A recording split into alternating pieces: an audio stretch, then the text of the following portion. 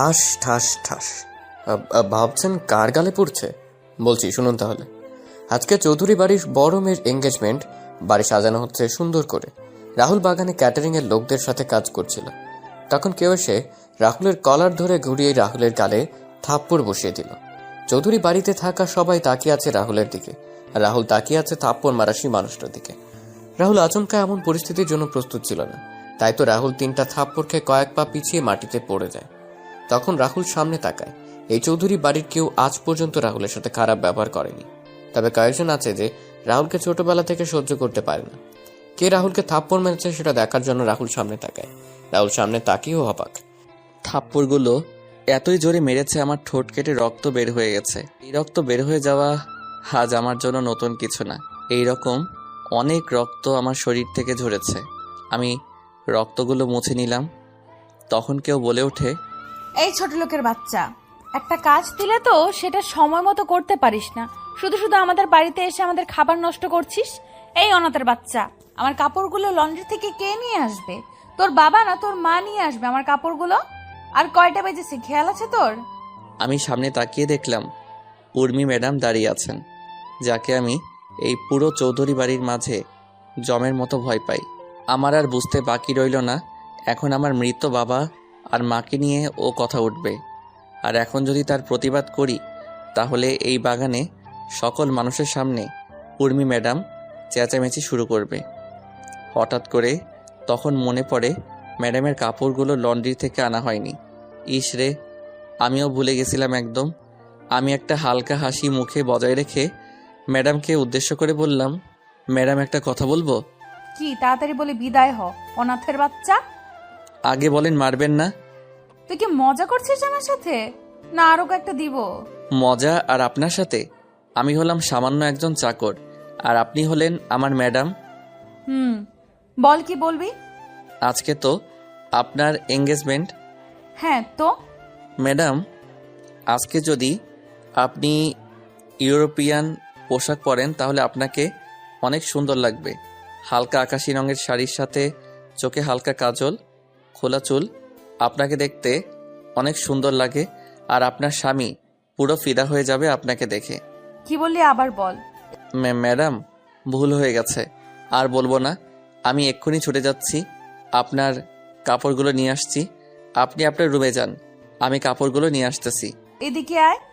না ম্যাডাম, আর বলবো না, ক্ষমা করে দেন আমায়। এই বলে আমি এক দৌড়ে বাড়ি থেকে বের হয়ে গেলাম।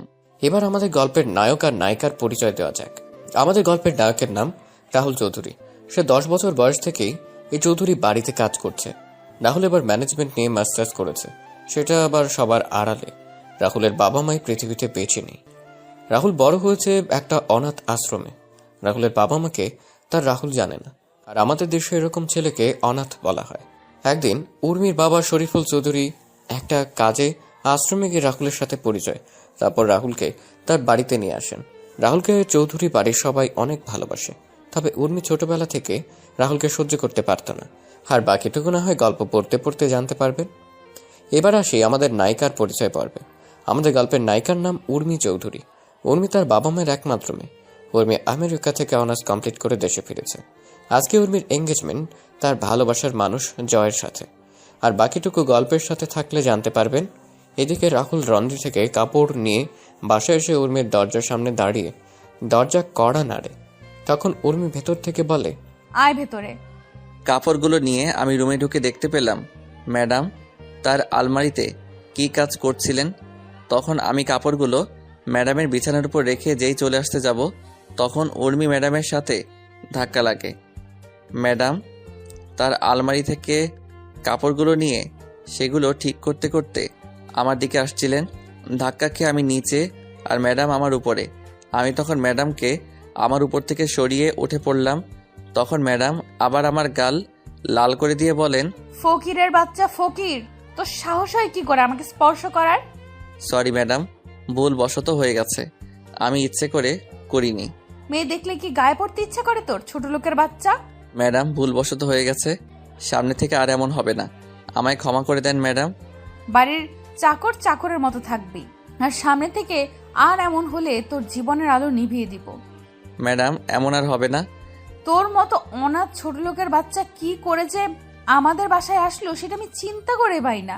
আর বাবা যে কি দেখে তোকে আমাদের বাড়িতে নিয়ে এলো সেটাও বুঝি না।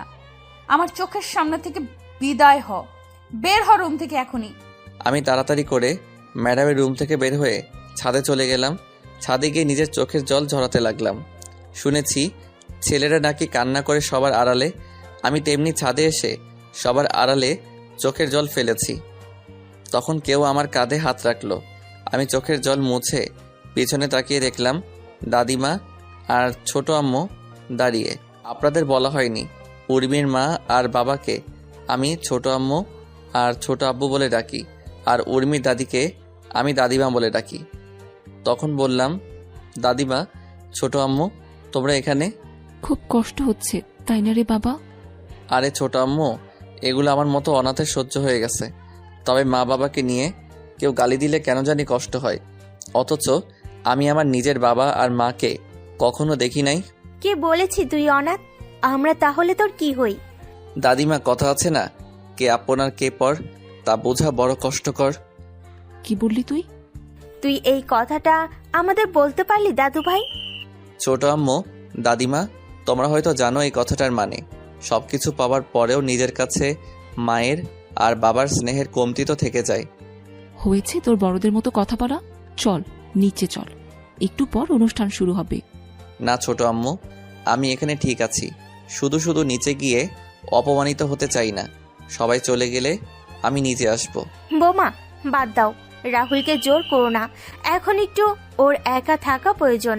কিন্তু মা, আপনার বড় ছেলে যদি রাহুলকে দেখতে না পায় তাহলে কি হবে ভেবেছেন? আপনি চিন্তা করতে পারছেন? কিন্তু আমি শরীফের সাথে কথা বলে নিব, তুমি এই নিয়ে টেনশন করো না। তুমি বরং গিয়ে দেখো তোমার মেয়ের সাজুগুজু কত দূর এগুলো। আচ্ছা মা। দাদু ভাই, আসি রে, মন খারাপ করিস না, উপরের সৃষ্টিকর্তা একজন আছে রে। দাদিমা। তারপর দাদিমাও চলে যান। রাহুল রাতে কালো আকাশের জ্বলন্ত তারার দিকে তাকিয়ে আছে এক দৃষ্টিতে। এদিকে সকল অনুষ্ঠান শেষ হয়ে যায়। অতিথি সবাই খাওয়া দাওয়া শেষ করে চলে যায়। সবার চলে যাওয়ার পর চৌধুরী বাড়ির সবাই খাবার খেতে বসেন। তখন শরীফুল চৌধুরী বলেন, কি ব্যাপার, সবাইকে দেখতে পাচ্ছি কিন্তু রাহুলকে দেখতে পাচ্ছি না। আজকে অনুষ্ঠানেও ছিল না, রাহুল কোথায়? ছাদে আছে। এত রাতে ছাদে রাহুল একা একা কি করে? চাকর মানুষ, এছাড়া কি করবে? কি ব্যাপার, কি হয়েছে? তোমরা এমন করে কথা বলছো কেন? তোমার গুণধর মেয়েকে জিজ্ঞেস করো, তোমার মেয়ে ভালো করে বলতে পারবে। সে ছোটবেলা থেকে ছেলেটার সাথে খারাপ ব্যবহার করে আসছে। কি ব্যাপার উর্মি, আমি কি শুনছি এসব? বাড়ির চাকরকে নিয়ে এত আদিক্ষেতা না দেখানোই ভালো বাবা। রাহুল এ বাড়ির চাকর না, সেটা অনেক আগেই ভালো করে তোমায় বলে দিয়েছি উর্মি। এখন বলো আজকে কি হয়েছে? আমার কাপড় লন্ড্রি থেকে সময় মতো নিয়ে আসেনি, তাই কয়েকটা দিয়েছি। তোর কি কোনো লজ্জা শরম কিছু নেই নাকি? ছেলেটা তোর থেকে 6 বছরের বড়, তারপরও ওর গায়ে হাত তুলিস তুই। এত কিছুর পরও ছেলেটা কিছুই বলে না তোকে? সামান্য একটা চাকরের জন্য তোমরা আমার সাথে এমন করতেছো? ওর মতো সামান্য চাকরের সাহস হবে কি করে আমায় কিছু বলার? সামান্য চাকর বলছিস কাকে তুই? আজকে যে তুই বোমা, হচ্ছেটা কি?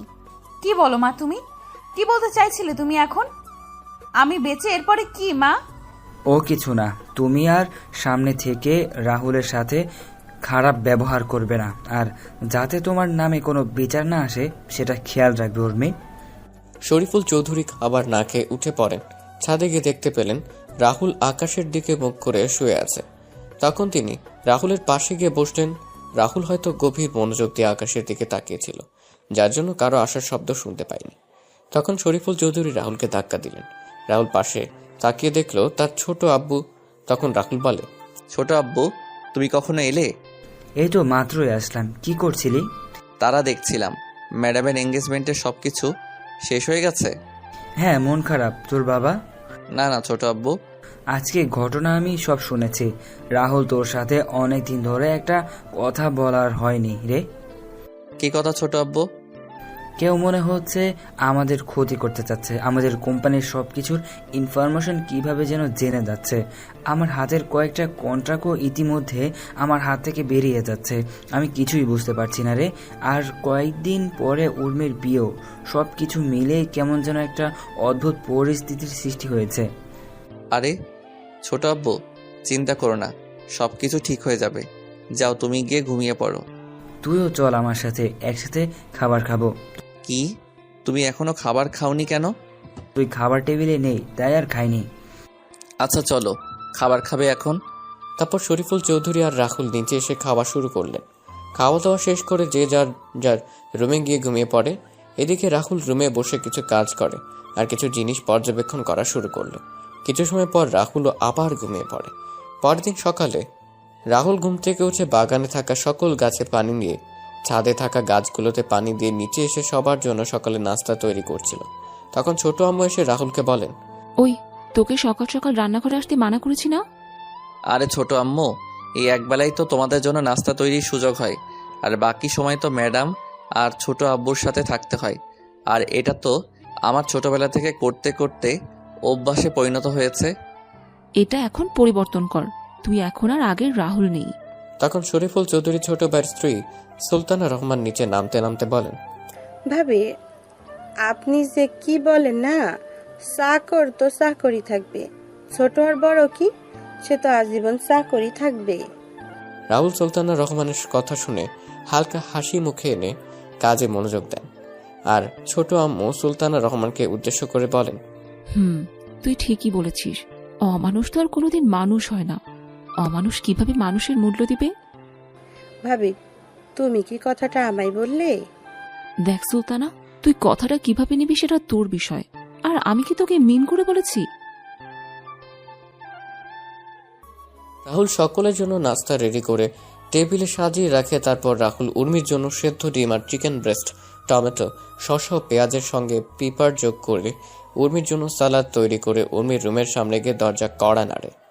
তখন উর্মি এসে দরজা খুলে দিল। ম্যাডাম, আপনার খাবার। রেখে যা। ম্যাডাম, আজকে কি কোথাও যাবেন? কেন? আসলে ম্যাডাম, ছোট আব্বুকে নিয়ে একটু অফিসে যেতাম। চাকরের বাচ্চা, তুই অফিসে গিয়ে কি করবি? পড়ালেখা তো আর অ আও জানিস না, আর তুই অফিসে যাবি? এই জুতোগুলো পলিশ করে নিয়ে আয়, আমি 11টার দিকে বের হব। 11টার আগে যেন তোকে গাড়ির কাছে দেখতে পাই। যদি 1-2 সেকেন্ড লেট হয় তাহলে তোর কপালে কিন্তু দুঃখ আছে। আচ্ছা ম্যাডাম। জুতাগুলো নিয়ে নিচে এসে আমি পালিশ করতে লাগলাম। জুতা পালিশ হয়ে গেলে আমি ম্যাডামের দরজার সামনে রেখে আসলাম। আমি নিচে এসে সবার এটো প্লেটগুলো ধুয়ে সাজিয়ে রান্নাঘর থেকে আমার রুমে এসে গোসল করে নিলাম। তারপর সকাল 10টায় ছোট আব্বুকে নিয়ে বের হলাম অফিসের উদ্দেশ্যে। 10:30-এ ছোট আব্বুকে অফিসে নামিয়ে দিয়ে আমি 11টার আগেই বাসায় প্রবেশ করি। আমি গাড়িতে বসে ম্যাডামের জন্য অপেক্ষা করতে থাকি। কিছুক্ষণ পর দেখলাম ম্যাডাম আসছেন।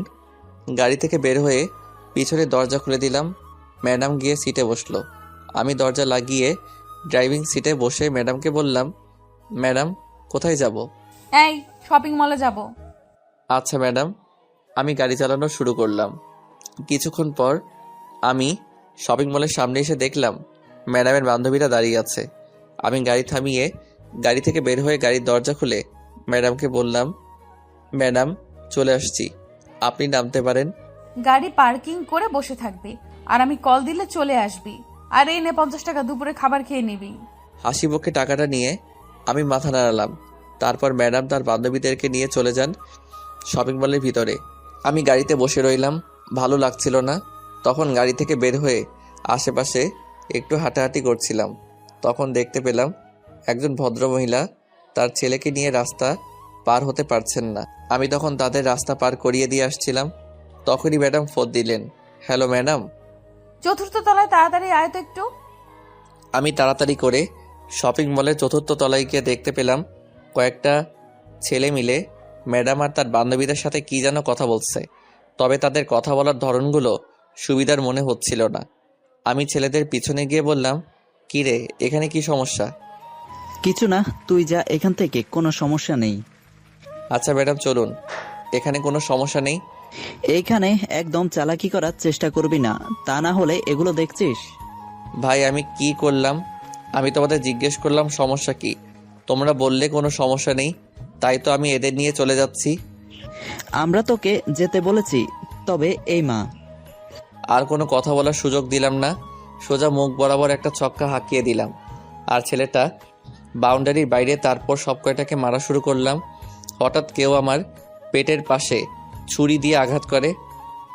আমি পিছনে তাকিয়ে দেখলাম ওই ছেলেটা আমি। তখন ছেলেটার দিকে এগিয়ে যাব, তখন ছেলেগুলো দৌড়ে পালিয়ে যায়। তারপর আমি আমার শার্ট খুলে আঘাত পাওয়া জায়গা বেঁধে নিলাম। তারপর ম্যাডামকে বললাম, চলুন ম্যাডাম বাসায় যাওয়া যাক তাহলে। কিন্তু তোর তো ছুরি লেগেছে আর রক্ত পড়ছে। আরে ম্যাডাম, এটা কিছু না, আমাদের মতো চাকরের জন্য এইগুলো কিছুই না। এই আঘাতের চেয়ে আরও অনেক বড় বড় আঘাত পেয়েছি। আর রইল রক্তের কথা, রক্ত তো ছোট থেকে অনেক ঝরেছে, এখনো না হয় আরও কিছু ঝরুক, আমি মারা যাব না এত সহজে, আপনি চিন্তা করবেন না। চলুন ম্যাডাম এখন। বেশি কথা না বলে হসপিটালে চল, তুই না হলে তোর জন্য আমার কথা শুনতে হবে। চিন্তা করবেন না, আমার কিছু হবে না। তারপর উর্মিরা সামনের রাহুল পিছনে, কিন্তু বারবার উর্মি পিছনে তাকাচ্ছে। হঠাৎ করে পেছনে কিছু পড়ে যাওয়ার শব্দে উর্মি আর ওর বান্ধবীরা পেছনে তাকিয়ে দেখল রাহুল মাটিতে পড়ে আছে। তারপর ধরাধরি করে রাহুলকে হাসপাতালে নিয়ে যাওয়া হয়। আর এদিকে উর্মি ফোন দিয়ে তার বাবাকে সবকিছু খুলে বলে। তখন তার বাবা বলেন তিনি এখনই আসছেন। এদিকে রাহুলের অপারেশন চলছে ভেতরে। ডাক্তাররা অনেক সাবধানে অপারেশন করছেন, রাহুলের কোনো ভুল হলেই যা কিছু হতে পারে। 3 ঘন্টা পর ডাক্তার বের হন অপারেশন থিয়েটার থেকে। তবে ডাক্তারের চেহারা কালো হয়ে আছে। এর মাঝে উর্মির বাবা মা, দাদিমা, চাচা চাচি বলেন, চলেন আসেন হাসপাতালে। তখন শরীফুল চৌধুরী বলেন, ডাক্তার রাহুল কেমন আছে এখন? ডাক্তার তার চেম্বারে চলে যান। আর তখন শরীফুল চৌধুরী উর্মিকে বলেন, ডাক্তার চুপ, কোনো কথা বলছে না। এবার সবার মুখটা কালো হয়ে যাচ্ছে। আর উর্মিও টেনশন হচ্ছে, কিন্তু উর্মি বুঝতে পারছে না যে পেটের পাশে আঘাতের জন্য কি এমন হলো ডাক্তারের মুখ এমন কালো, আর ডাক্তার চুপ হয়ে আছে, কোনো কথা বলছে না। তখন উর্মির চাচা শফিক চৌধুরী বলেন, কি হলো ডাক্তার, আপনি কোনো কথা বলছেন না যে? বলুন না রাহুলের অবস্থায় কেমন, ছেলেটা ভালো আছে তো? দেখুন, আমি আপনাদের আগেই বলেছিলাম যে আচ্ছা, আমরা আপনার চেম্বারে গিয়ে কথা বলি, আপনি চেম্বারে যান, আমরা আসছি। বলছে না। তখন উর্মির চাচা শফিক চৌধুরী বলেন, উর্মি তুই বাসায় চলে যা। কেন? আর তোমরা ডাক্তারকে এখানে কিছু বলতে মানা করলে কেন? তোমরা কি লুকাতে চাচ্ছ আমার থেকে? সামান্য একটা বাড়ির চাকরের জন্য তোমরা এত চিন্তা করছো কেন? আর ও মরে গেলেই বা কি? কি ব্যাপার বলো তো? তোমরা কি লুকানোর চেষ্টা করছো বলো তো? আমি এখানে থাকি আর উর্মি বরং বাসায় চলে যাক। ভাবি কি বললো তোমায় শুনতে পাওনি তুমি? উর্মিকে নিয়ে বাসায় যাও। উর্মি আর চাচি সুলতানা রহমান চলে যান হাসপাতাল থেকে। তারপর সবাই মিলে ডাক্তারের চেম্বারে যান। তখন ডাক্তারের কথা শুনে সবার মুখ কালো হয়ে গেল। 7 দিন পরে সবাই রাহুলকে নিয়ে বাসায় ফিরে আসে। রাহুলের পুরোপুরি সুস্থ হতে আরো 3 দিন সময় লাগে। এখন রাহুল পুরোপুরি সুস্থ। রাহুল আগের মতো বাসার সব কাজ করে। রাহুল একদিন তার রুমে বসে বিসিএস এর জন্য পড়াশোনা করছিল। তখনই উর্মি রাহুলের দরজায় কড়া নাড়ে। তখন রাহুল বইগুলো লুকিয়ে রেখে দরজা খুলে দিল। তখন উর্মি রাহুলের রুমে ঢুকে রাহুলকে বলে, শোন, আজকে বিকেলে আমি ফুফুদের গ্রামে যাব আর সেখানে কয়েকদিন থাকবো, তাই তুই তোর কিছু কাপড় সাথে করে নিয়ে নিস। ম্যাডাম, কারণটা কি জানতে পারি? তোর জানার দরকার নেই। উর্মি চলে যায় রাহুলের রুম থেকে। রাহুল দুপুরের খাবার খেয়ে নিজের রুমে এসে কাপড়গুলি গুছিয়ে নিল, তারপর ঘুমিয়ে পড়ে। 3:50 শেষে রাহুল ঘুম থেকে উঠে রেডি হয়ে নেয়। তারপর ছোট আম্মু, দাদিমার চাচিকে বলে রাহুল বাসা থেকে বের হয়ে গাড়িতে গিয়ে উর্মির জন্য অপেক্ষা করতে থাকে। কিছুক্ষণ পর উর্মি একটা ব্যাগ নিয়ে বাসা থেকে বের হয়ে আসে। রাহুল গাড়ির দরজা খুলে দিয়ে ব্যাগটা পেছনের ডিকিতে রাখে। তারপর রাহুল গাড়ি চালানো শুরু করলো। উর্মির ফুপুর বাসা উর্মিদের বাসা থেকে 60 কিলোমিটার দূরে। মাঝ রাস্তায় আসার পর রাহুল উর্মিকে বলে, ম্যাডাম, একটা কথা আপনাকে কয়েকদিন ধরে বলবো বলে ভাবছি। কি কথা? ম্যাডাম, জয় স্যারকে আপনি কতটুকু ভালোবাসেন? হঠাৎ এই প্রশ্ন কেন? ম্যাডাম বলেন না। নিজের চেয়েও বেশি ভালোবাসি। আর আপনার মা বাবাকে? হ্যাঁ, তাদেরও ভালোবাসি। কতটুকু? হ্যাঁ, তাদেরও ভালোবাসি। আচ্ছা, এখন যদি ছোট আব্বু আর ছোট আম্মু জয় ভাইয়ার সাথে আপনার বিয়ে ক্যান্সেল করে দেয়, তাহলে আপনি কি করবেন? হোয়াট? কি বললি তুই? আরে ম্যাডাম রাগেন কেন? তো কি করব? তুই কি বলছিস সেগুলো? আরে ম্যাডাম, আমি জানতে চাইছি, এমন একটা পরিস্থিতি তৈরি হলো, আপনি জয় স্যারকে বা আপনার বাবা আর মাকে বেছে নিতে হবে, তখন আপনি কাকে বেছে নেবেন? আমি কিন্তু তোর কোনো কথাই বুঝতে পারছি না কিন্তু। আরে বলুন না। সেটা না হয় পরিস্থিতি তৈরি হলে দেখা যাবে। তুই এখন চুপচাপ গাড়ি চালাতো। গ্রামে পৌঁছতে পৌঁছতে সন্ধ্যা পেরিয়ে রাত হয়ে যায়। গ্রামে প্রবেশ করে কিছু দূর আসার পর গ্রামের কয়েকজন বখাটে এসে রাহুলের গাড়ির সামনে দাঁড়ায় আর ছেলেগুলো বলা শুরু করে, তোদের কাছে যা আছে সবকিছু বের কর, না হলে কিন্তু তোদের এখানে মেরে দেব। ম্যাডাম, এদের খিদে পেয়েছে মনে হয়, মিষ্টিগুলো ওদের দিয়ে দেন। কি? ওই আমাদের খিদে লাগছে তোকে কে বলছে? বারে, আপনারা না এইমাত্র বললেন আপনাদের খিদে লাগছে, তাই তো বললাম মিষ্টিগুলো দিয়ে দিতে। আমরা আবার কখন বললাম? ওই রাহুল, তুই এই ফকিরের বাচ্চার সাথে কি কথা বলছিস? ফুফাকে একটা কল দিলে সবকিছু হাওয়া হয়ে যাবে। কি বললি তুই আমাদের?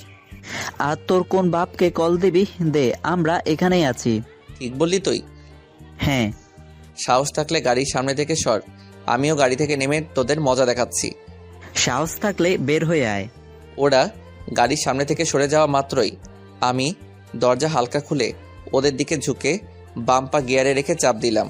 ওরা বোঝার আগেই আমরা গাড়ি নিয়ে পকার পার। কিছুক্ষণ পর ফুপুদের বাসায় এসে পৌঁছে গেলাম। তারপর ম্যাডামের ব্যাগ, আমার ব্যাগ আর বাকি ব্যাগগুলো সাথে নিয়ে ফুপুর বাসায় প্রবেশ করলাম। ফুপু ফুপা সবার সাথে কথা বলে আমি ম্যাডামের থাকার রুমে রেখে আমি আমার রুমে এসে ব্যাগ রেখে ফ্রেশ হয়ে নিলাম। তারপর বিছানায় শুয়ে পড়লাম। হঠাৎ কারো ধাক্কাধাক্কির কারণে ঘুমটা ভেঙে গেল। আমি তাকিয়ে দেখলাম ফুপুর শেখ ফাজিল মাইয়া সুমি। আমি কেন ওরে ফাজিল বললাম সেটা আপনারা একটু পরেই বুঝতে পারবেন। সুমি এবার ইন্টার দ্বিতীয় বর্ষে পড়ে। তখন সুমি বলে, ও মোর পরাণের স্বামী, ঘুম থেকে উঠুন তো। এই ফাজিল, কি বলিস এসব? তুই কি ভালো হবি না কখনো? আমি তো ভালো না, ভালো লইয়াই থাইকো। বল, কি জন্য আসছিস তুই এখানে? খাবার টেবিলে সবাই অপেক্ষা করছে তোমার জন্য। কেন? কয়টা বাজে ঘড়ির দিকে তাকিয়ে দেখেন। ঘড়ির দিকে তাকিয়ে দেখলাম রাত 10:30 বাজে। তখন বললাম, খাওয়া দাওয়া শেষ সবার? না, আপনার জন্য অপেক্ষা করছে। উঠে আমি নিচে চলে এলাম। নিচে এসে দেখলাম সবাই বসে আছে। তখন ফুফা আমায় বলেন, কি জনাব রাহুল সাহেব? এই তো ফুফা, ভালো, তুমি কেমন আছো? টেনশনে ছিলাম, তবে এখন টেনশন ফ্রি আছি। কোনো টেনশনের চিন্তা নাই, আমি আছি তো। সেটাই তো ভরসার জায়গা। আচ্ছা বুঝলাম, তোমরা সবাই এই ছোট লোকটাকে নিয়ে এত আদিক্ষেতা করছো কেন? টেবিল থেকে খাবারের প্লেট নিয়ে আমি সবাই বসে টিভি দেখে খাওয়া শুরু করলাম। ম্যাডামের কোনো কথার উত্তর দিলাম না। উত্তর দিলেই চেঁচামেচি শুরু করবে। কিছুক্ষণ পর আমার পাশে তাকিয়ে দেখলাম সুমিও আমার পাশে এসে বসছে। আমি সুমির দিকে একবার তাকিয়ে আবার খাবার খাওয়াতে মনোযোগ দিলাম। তখন উর্মি ম্যাডাম সুমিকে বলেন, কিরে সুমি, তুই খাবার টেবিল ছেড়ে ওই ছোট লোকটার সাথে গিয়ে খাবার খাচ্ছিস কেন? আপু, আমার ইচ্ছে করছে তাই। ফুফু ফুফা, তোমরা সুমিকে কিছু বলছো না যে? কি বলবো? ওই ছোট লোকটার সাথে বসে খাবার খাচ্ছে আর তোমরা কিছু বলছো না যে? দেখো উর্মিমা, সুমি এখন প্রাপ্তবয়স্ক একটা মেয়ে। ও ওর নিজের বুঝটা এখন বুঝতে পারছে, কার সাথে চলাফেরা করলে ভালো হবে আর কার সাথে চলাফেরা করলে খারাপ হবে, সেটা ও নিজেই বুঝতে পারে। তাই বলে উর্মি, এসব কথা বাদ দে, তুই খাবার খেয়ে নে। রাহুল বাবা, তোর কি কিছু লাগবে? না ফুপু। আরে মা, আর একটু খাবার দাও। দেখছো না আগের থেকে কেমন যেন শুকিয়ে গেছে। ওই ফাজিল, আমি শুকিয়ে গেছি কোথায়? দেখছিস না মোটা হয়ে গেছি? হ্যাঁ, সেটাই দেখতে পাচ্ছি। তুই দেখতে পাবি, তুই তো আস্ত একটা ফাজিল। তুই একটা ফাজিল। খাবার খা চুপচাপ। এইদিকে উর্মি রাগে ফুসছে। ভেবেছিল সেখানে রাহুলকে এনে ইচ্ছে মতো অপমান করবে, কিন্তু এখানে তার উল্টো সবাই রাহুলকে নিয়ে কথা বলছে। উর্মি খাওয়া শেষ করে তার রুমে চলে যায়। এদিকে রাহুল খাবার খেয়ে যেই তার রুমে যাবে, তখন ফুপা রাহুলের সামনে এসে বলেন, আর কত অপমান সহ্য করবি তুই রাহুল? চাকরের আবার মান অপমান? এই তো আর কয়েকটা দিন, তারপর ম্যাডাম তো ওনার স্বামীর বাড়ি চলে যাবেন। সত্যি কথাটা বলে দে না, এবার উর্মিকে তাহলে তোর সাথে অত্যন্ত খারাপ ব্যবহার আর করবে না। সেটা আমি চলে যাওয়ার কয়েকটা দিন আগে ওনাকে বলবো। তুই চলে যাওয়ার কয়েকটা দিন মানে? আরে ও কিছু না, তোমরা টেনশন করো না, আমায় নিয়ে যাও, গিয়ে ঘুমিয়ে পড়ো। কালকে তুমি আমায় নিয়ে কলেজে যাবে? পারবো না। ও বাবা, ও মা, বলো না আমায় নিয়ে কালকে কলেজে যেতে। আর নাটক করতে হবে না। আচ্ছা নিয়ে যাব, কিন্তু কিন্তু কি রে রাহুল? ম্যাডাম, এ নিয়ে চিন্তা করতে হবে না, আমি উর্মিকে বুঝিয়ে বলবো, তাহলে উর্মি বুঝবে। আচ্ছা, গুড নাইট। পরের দিন সকালে রাহুলের ঘুম ভাঙে কারো গরম নিঃশ্বাসে। তখন রাহুল তাকিয়ে দেখে সুমি তার খুব কাছে। এটা দেখে রাহুল এক লাফে বিছানা ছেড়ে মাটিতে গিয়ে পড়ে। তখন সুমি বলে, এটা কি হলো? তুই কি করছিলি এটা? একটু মিষ্টি খাওয়ার জন্য আসছিলাম। মিষ্টি খাবি তো আমার কাছে কি? মা, তুমি তো মিষ্টি বয়, তাই তো তোমার কাছে মিষ্টি খাওয়ার জন্য আসছি। তুই কি রুম থেকে যাবি না আমি চলে যাব? নাটক করে লাভ নেই, তোমরা 1 সপ্তাহ আমাদের এখানে থাকবে। জীবনেও না। বেশি কথা না বলে রেডি হয়ে নাও, একটু পরে কলেজে যেতে হবে। এত সকালে? আমাদের ক্লাস 9টায় শুরু, আর এখন 7:50 বাজে। আচ্ছা তুই যা, আমি নিচে আসছি। আচ্ছা, ওইটা কি তোমার ডান পাশে? কো রাহুল তার ডান পাশে তাকাতেই সুমি রাহুলের বাম গালে একটা চুমু দিয়ে দৌড়ে পালিয়ে যায়। রাহুল কি বলবে বুঝতে পারছে না। তারপর রাহুল ফ্রেশ হওয়ার জন্য বাথরুমে চলে যায়। বাথরুম থেকে ফ্রেশ হয়ে নিচে গিয়ে সকালে নাস্তা করে সুমির জন্য অপেক্ষা করতে থাকে। কিছুক্ষণ পর সুমি চলে আসে। তখন রাহুল আর সুমি বের হয় বাসা থেকে। রাহুল যেই গাড়িতে গিয়ে বসবে তখনই সুমি বলে, ওইদিকে কোথায় যাচ্ছ? কেন গাড়িতে যাবি না? না। তাহলে হেঁটে যাবি কি? না। তাহলে কলেজে যাবি কিসে করে? বাইকে করে যাব। বাইক পাবি কোথায়? আর আমি তো বাইক চালাতে পারি না। মিথ্যা বলবে না, আমি জানি তুমি বাইক চালাতে পারো, আর বাইক গ্যারেজে আছে, নিয়ে আসো গিয়ে। গাড়ি থাকতে বাইক কেন? আমার ইচ্ছে তাই। আমি পারবো না। পারবে না তো তুমি? না। মা বাবা কোথায় তোমরা? এই চুপ, যাচ্ছি আমি। চাবি কই? বাইকে আছে। তারপর গ্যারেজে গিয়ে দেখতে পেলাম একটা নতুন বাইক, অ্যাপাচি RTR 164V। তারপর বাইক স্টার্ট দিয়ে আমি গেটের সামনে এসে দাঁড়ালাম। সুমি এসে পিছনে বসলো। তখন আমি বললাম, এই নতুন বাইক কার জন্য কিনে আনা হয়েছে? তোমার জন্য। আমার জন্য মানে? যেদিন আমি শুনলাম তুমি আর উর্মি আপু আমাদের বাসায় আসবে আর 1 সপ্তাহ থাকবে, তখনই আমি প্ল্যান করে বাবাকে বলে বাইক কিনে নিয়ে আসলাম।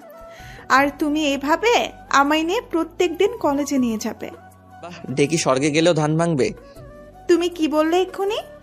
কিছু না, এই বলে আমি বাইক চালানো শুরু করলাম। কিছু দূর আসার পর সুমি আমায় জড়িয়ে ধরলো শক্ত করে। আমার কেন যেন অস্বস্তি হচ্ছিল। আমি তখন বাইক রাস্তার পাশে দাঁড় করালাম। কি হলো? তুই এভাবে আমায় জড়িয়ে ধরেছিস কেন? আমার ভয় করে তাই। ভয় যখন করে তাহলে বাইকে আসার জন্য পাগল হয়েছিলি কেন? সাথে তুমি আছো তাই। তুই যদি এভাবে জড়িয়ে ধরিস তাহলে আর বাইক চালাবো না, আর তোর কলেজ মিস হয়ে যাবে। তাহলে তো তোমার সাথে আরো সময় কাটাতে পারবো ভালো করে। কি বলো তুমি? দেখ বোন, তুই এসব কেন করছিস বলতো? কি বললি? তুই আমাকে তুই করে বলছিস কেন? আমি তোর কোন সম্পর্কের বইন লাগি? কেন ফুফাতো বোন? তুই তো আর নিজের ফুফাতো ভাই না, আর এখন ফুফাতো ভাই বোনের মাঝে এসব হয়। কি সব হয়? প্রেম, ভালোবাসা, বিয়ে বা। চুপ কর, আমি নিয়ে যাচ্ছি তোকে। এই বলে রাহুল গাড়ি চালানো শুরু করে আর মনে মনে বলে, সুমি যা চাইছে সেটা কখনো সম্ভব না। আমার মতো চাকরের সাথে তার কখনো যায় না। আর তাছাড়া আমার এমন ছন্নছাড়া জীবনের সাথে সুমিকে জড়ানো ঠিক হবে না। যেই পরিবারের সবাই আমায় এত ভালোবাসে তাদের সাথে এমন বেইমানি আমি কখনো করব না। তার চেয়ে বরং সুমিকে বুঝিয়ে বললে সে ঠিকই বুঝবে। রাহুল এসব ভাবতে সুমির কলেজের সামনে এসে পৌঁছে যায়। তারপর সুমি রাহুলের হাত ধরে কলেজে ক্যাম্পাসে ঢুকে সুমি তার বান্ধবীদের সাথে রাহুলের পরিচয় করিয়ে দেয়। আর সুমি বলে, hello guys, meet my boyfriend Rahul. সুমির বন্ধু আর বান্ধবীরা রাহুলের সাথে এসে পরিচিত হয়ে নেয়। এদিকে রাহুল তো সুমির কথা শুনে পুরোই অবাক হয়ে গেছে, আর সুমির বন্ধু বান্ধবীরা রাহুলকে দুলাভাই ডাকা শুরু করেছে। তখন রাহুল বলে, আপুরা, তোমাদের কোথাও ভুল হচ্ছে। আর সুমি তোমাদের যা বলেছে সেটা মিথ্যা। আমি হচ্ছি তোমাদের মামার বাসার সামান্য একজন চাকর। রাহুলের কথা শুনে সুমির বান্ধবীদের মুখ হা হয়ে গেল। তখন সুমি রাহুলের দিকে একবার রাগী চোখে তাকিয়ে বলে, তুমি মামাদের বাসার চাকর? কে বলেছে? মামারা সবাই তোমায় তাদের ছেলে মনে করে। আর চাকর হয়েছে তো কি হয়েছে? তুমি তো আর চুরি করছো না, তুমি নিজে পরিশ্রম করে টাকা উপার্জন করছো। আর সবচেয়ে বড় কথা হলো কোনো কাজে ছোট নয়। আর রইল চাকর বলে তুমি মনে করছো তোমার পরিবারের সবাই তোমায় আমার থেকে দূরে সরিয়ে দিবে? তুমি যদি এটা ভেবে থাকো তাহলে ভুল ভাবছো। আমার বাবা মা জানে তোমার আর আমার ব্যাপারে। মানে? বাবা আর মা সব জানে। আমি বাবা আর মাকে সবকিছু খুলে বলেছি। সবকিছু জানার পরও ফুপা আর ফুপু কিছু বলেনি? না। কিন্তু সামান্য একজন চাকরের সাথে? উফ, তুমি বারবার নিজেকে চাকর বলছো কেন?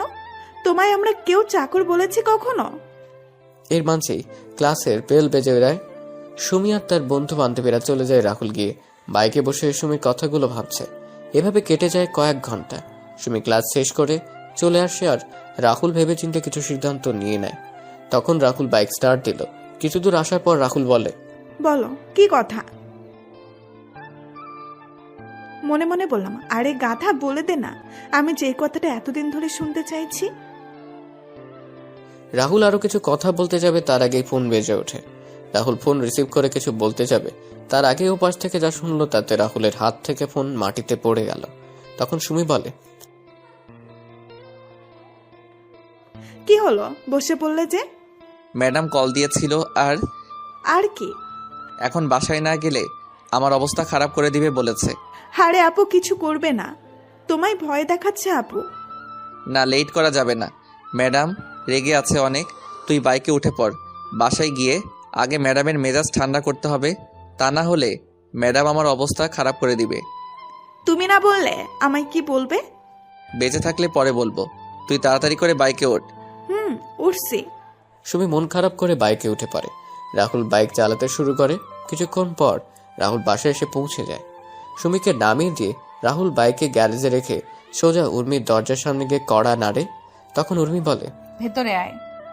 আমি ভিতরে ঢুকতেই ম্যাডাম আমার সামনে এসে আমার গালে তার হাত দিয়ে 2 বার মালিশ করে দিল। সাথে সাথে 2 হাত দিয়ে আমি আমার গালটা চেপে ধরি। এত জোরে মেরেছে, গালে ব্যথা করছে। আমি আমার হাত দেখলাম, রক্ত লেগে আছে। আমার আর বুঝতে বাকি রইল না ম্যাডামের থাপ্পড়টা এতটা জোরেই মেরেছে যার জন্য আমার ঠোঁট কেটে রক্ত পড়ছে। তখন ম্যাডাম রাগী কণ্ঠে আমায় বলে, তোকে এখানে কেন নিয়ে আসছি আমি? মাথা নিচু করে বললাম, ম্যাডাম আপনার সাথে থাকার জন্য। তাহলে তুই কি করেছিস? আসলে ম্যাডাম ফুপু আর ফুপা আমায় বলল যাওয়ার জন্য, তাই। তোরে আমি কি বললাম আমার মুখের উপর কখনো কথা বলবি না? তাহলে তুই আমার মুখে মুখে তর্ক কেন করছিস? ম্যাডাম ভুল হয়ে গেছে, আমাকে ক্ষমা করে দেন। যা গাড়িতে গিয়ে বস, আমি আসছি। আর শোন, আর যদি এমন ভুল করছিস তাহলে তোর কি হাল করব সেটা আমি নিজেও জানি না। আমি গাড়ির কাছে চলে এলাম। এইদিকে মাথাটাও ঘুরছে। কত জোরে মেরেছে থাপ্পড়টা। কিছুক্ষণ পর উর্মি গাড়িতে এসে বসে। তখন রাহুল বলে, ম্যাডাম কোথায় যাব? তুই গাড়ি চালানো শুরু কর, আমি বললে গাড়ি থামাবি। আচ্ছা ম্যাডাম। রাহুল গাড়ি চালানো শুরু করলো। কিছু তো যাওয়ার পর উর্মি রাহুলকে একটা বড় শপিং মলের সামনে গাড়ি থামাতে বলে। রাহুল গাড়ি থামিয়ে দরজা খুলে দিল। উর্মি কিছু দূর গিয়ে আবার ফিরে এসে বলে, তুই এখানে থাকবি। আর হ্যাঁ, মনে রাখিস, ছোট লোকের বাচ্চা, আমার এই গাড়ির দাম অনেক। যদি গাড়ির কিছু হয় তাহলে তোর কপালে শনি আছে। জি ম্যাডাম। উর্মি চলে যায় শপিং মলের ভেতরে। কিছুক্ষণ পর উর্মি একটা ব্যাগ হাতে করে নিয়ে বের হয়। গাড়ির কাছে আসতেই রাহুল দরজা খুলে দিল। উর্মি গিয়ে গাড়িতে বসে রাহুল গাড়ি চালানো শুরু করলো। তখন রাহুল বলল, ম্যাডাম এখন কোথায় যাবেন? ফুফুর বাড়িতে। রাহুল তাড়াতাড়ি বাড়ি যাওয়ার জন্য একটা শর্টকাট রাস্তা নিয়ে নিল, যেটা আজকে সুমি দেখিয়ে দিয়েছিল। কলেজে যেতে রাস্তায় যাওয়ার সময় হঠাৎ করে উর্মি রাহুলকে বলে, এই গাড়ি থামা। কেন? আমি হাওয়াই মিঠাই খাবো। ম্যাডাম সন্ধ্যা হয়ে যাচ্ছে আর এই রাস্তা খুব একটা ভালো না। আর একটা কথা বলবি তো আমি তোর গাল লাল করে দিব। চুপচাপ গাড়ি দাঁড় করা। কিন্তু ম্যাডাম। দাঁতে দাঁত চেপে বললাম, গাড়ি থামা বলছি। রাহুল বাধ্য হয়ে গাড়ি দাঁড় করায়। উর্মি তাড়াতাড়ি করে গাড়ি থেকে নেমে হাওয়াই মিঠাইওয়ালার কাছে চলে যায় আর হাওয়াই মিঠাই খাওয়া শুরু করে। রাহুল গাড়ির ভিতরে বসে এক দৃষ্টিতে উর্মির মিঠাই খাওয়া দেখছে। উর্মি পুরো বাচ্চাদের মতো খাচ্ছে। তখনই সেখানে ওই দিনের ছেলেরা চলে আসে। এরা দেখে রাহুল গাড়ি থেকে নেমে উর্মির সামনে গিয়ে দাঁড়ায়। উর্মির তো সেদিকে কোনো খেয়াল নেই, সে তার মতো করে হাওয়াই মিঠাই খেয়েই যাচ্ছে। তখন ছেলেগুলো শীষ বাজিয়ে বাজিয়ে উর্মির সামনে যায়। ছেলেগুলো উর্মির কাছে যাওয়ার আগে রাহুল উর্মির সামনে চলে আসে। তখন ছেলেগুলো বলে, কিরে আজকেও কি তুই এই মেয়েকে নিয়ে যেতে পারবি? শুধু শুধু ঝামেলা করছেন কেন? ঝামেলা কোথায়? তুই চলে যা, আমাদের এই মেয়েকে ভালো লাগছে, আমরা এর সাথে আজকে সারা রাত একটু মজা করব। ছেলেগুলোর কথা শুনে উর্মি খাওয়া থামিয়ে দিয়ে ছেলেটার গালে ঠাস ঠাস করে বসিয়ে দিয়ে বলে, ফকিরের বাচ্চা, তুই আমায় নিয়ে এমন কথা বলার সাহস পেলি কি করে? এই বলে ওই ছেলেটার গালে শরীরের সমস্ত শক্তি দিয়ে আরো একটা থাপ্পড় বসিয়ে দিলাম।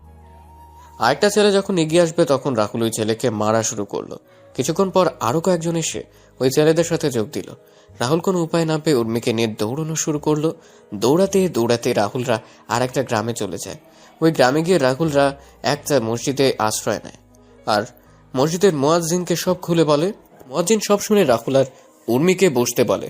তিনি গ্রামের মুরব্বীদের খবর দিলেন। কিছুক্ষণ পর মুরব্বীরা আসলে রাহুল সবকিছু খুলে বলে আর তাদের সাহায্য চায়। তখন মুরব্বীরা রাহুলদের নিয়ে একটা জায়গায় বসেন। তারপর রাহুল আর উর্মিকে নানান প্রশ্ন জিজ্ঞেস করে। রাহুল সব প্রশ্নের উত্তর সঠিক দিলেও উর্মি সবকিছু উত্তর দেয়নি। রাহুল সবাইকে বলে উর্মি তার স্ত্রী, কারণ রাহুল গ্রামের মুরব্বীদের কথা বলার ধরন আগে থেকে জানত। উর্মি তখন রাহুলকে সাথে মুরব্বীদের ও নানানভাবে কটূক্তি করে। তখন মুরব্বীরা সবাই মিলে কাজী রেখে উর্মি আর রাহুলের বিয়ে করিয়ে দিলেন। বিয়ে শেষ হয়ে গেলে রাহুল আর উর্মিকে তাদের গাড়ি পর্যন্ত এগিয়ে দিল রাহুল। সবাইকে বিদায় দিয়ে গাড়িতে উঠে, সাথে উর্মিও গাড়িতে উঠে। রাহুল গাড়ি চালিয়ে কিছু দূর আসার পর উর্মি রাহুলকে গালি দিয়ে বলে, এই চাকরের বাচ্চা চাকর, তোর সাহস হলো কি করে আমায় তোর বউ বলার? এছাড়া কোনো উপায় ছিল না। আমি সবকিছু ঠিক করে নিয়েছিলাম, কিন্তু আপনি সবকিছু ভেস্তে দিলেন। তুই বাড়ির সামান্য চাকর হয়ে আমায় তোর বউ বলবি, সেটা আমি আবার মেনে নেব? তুই ভাবলি কি করে?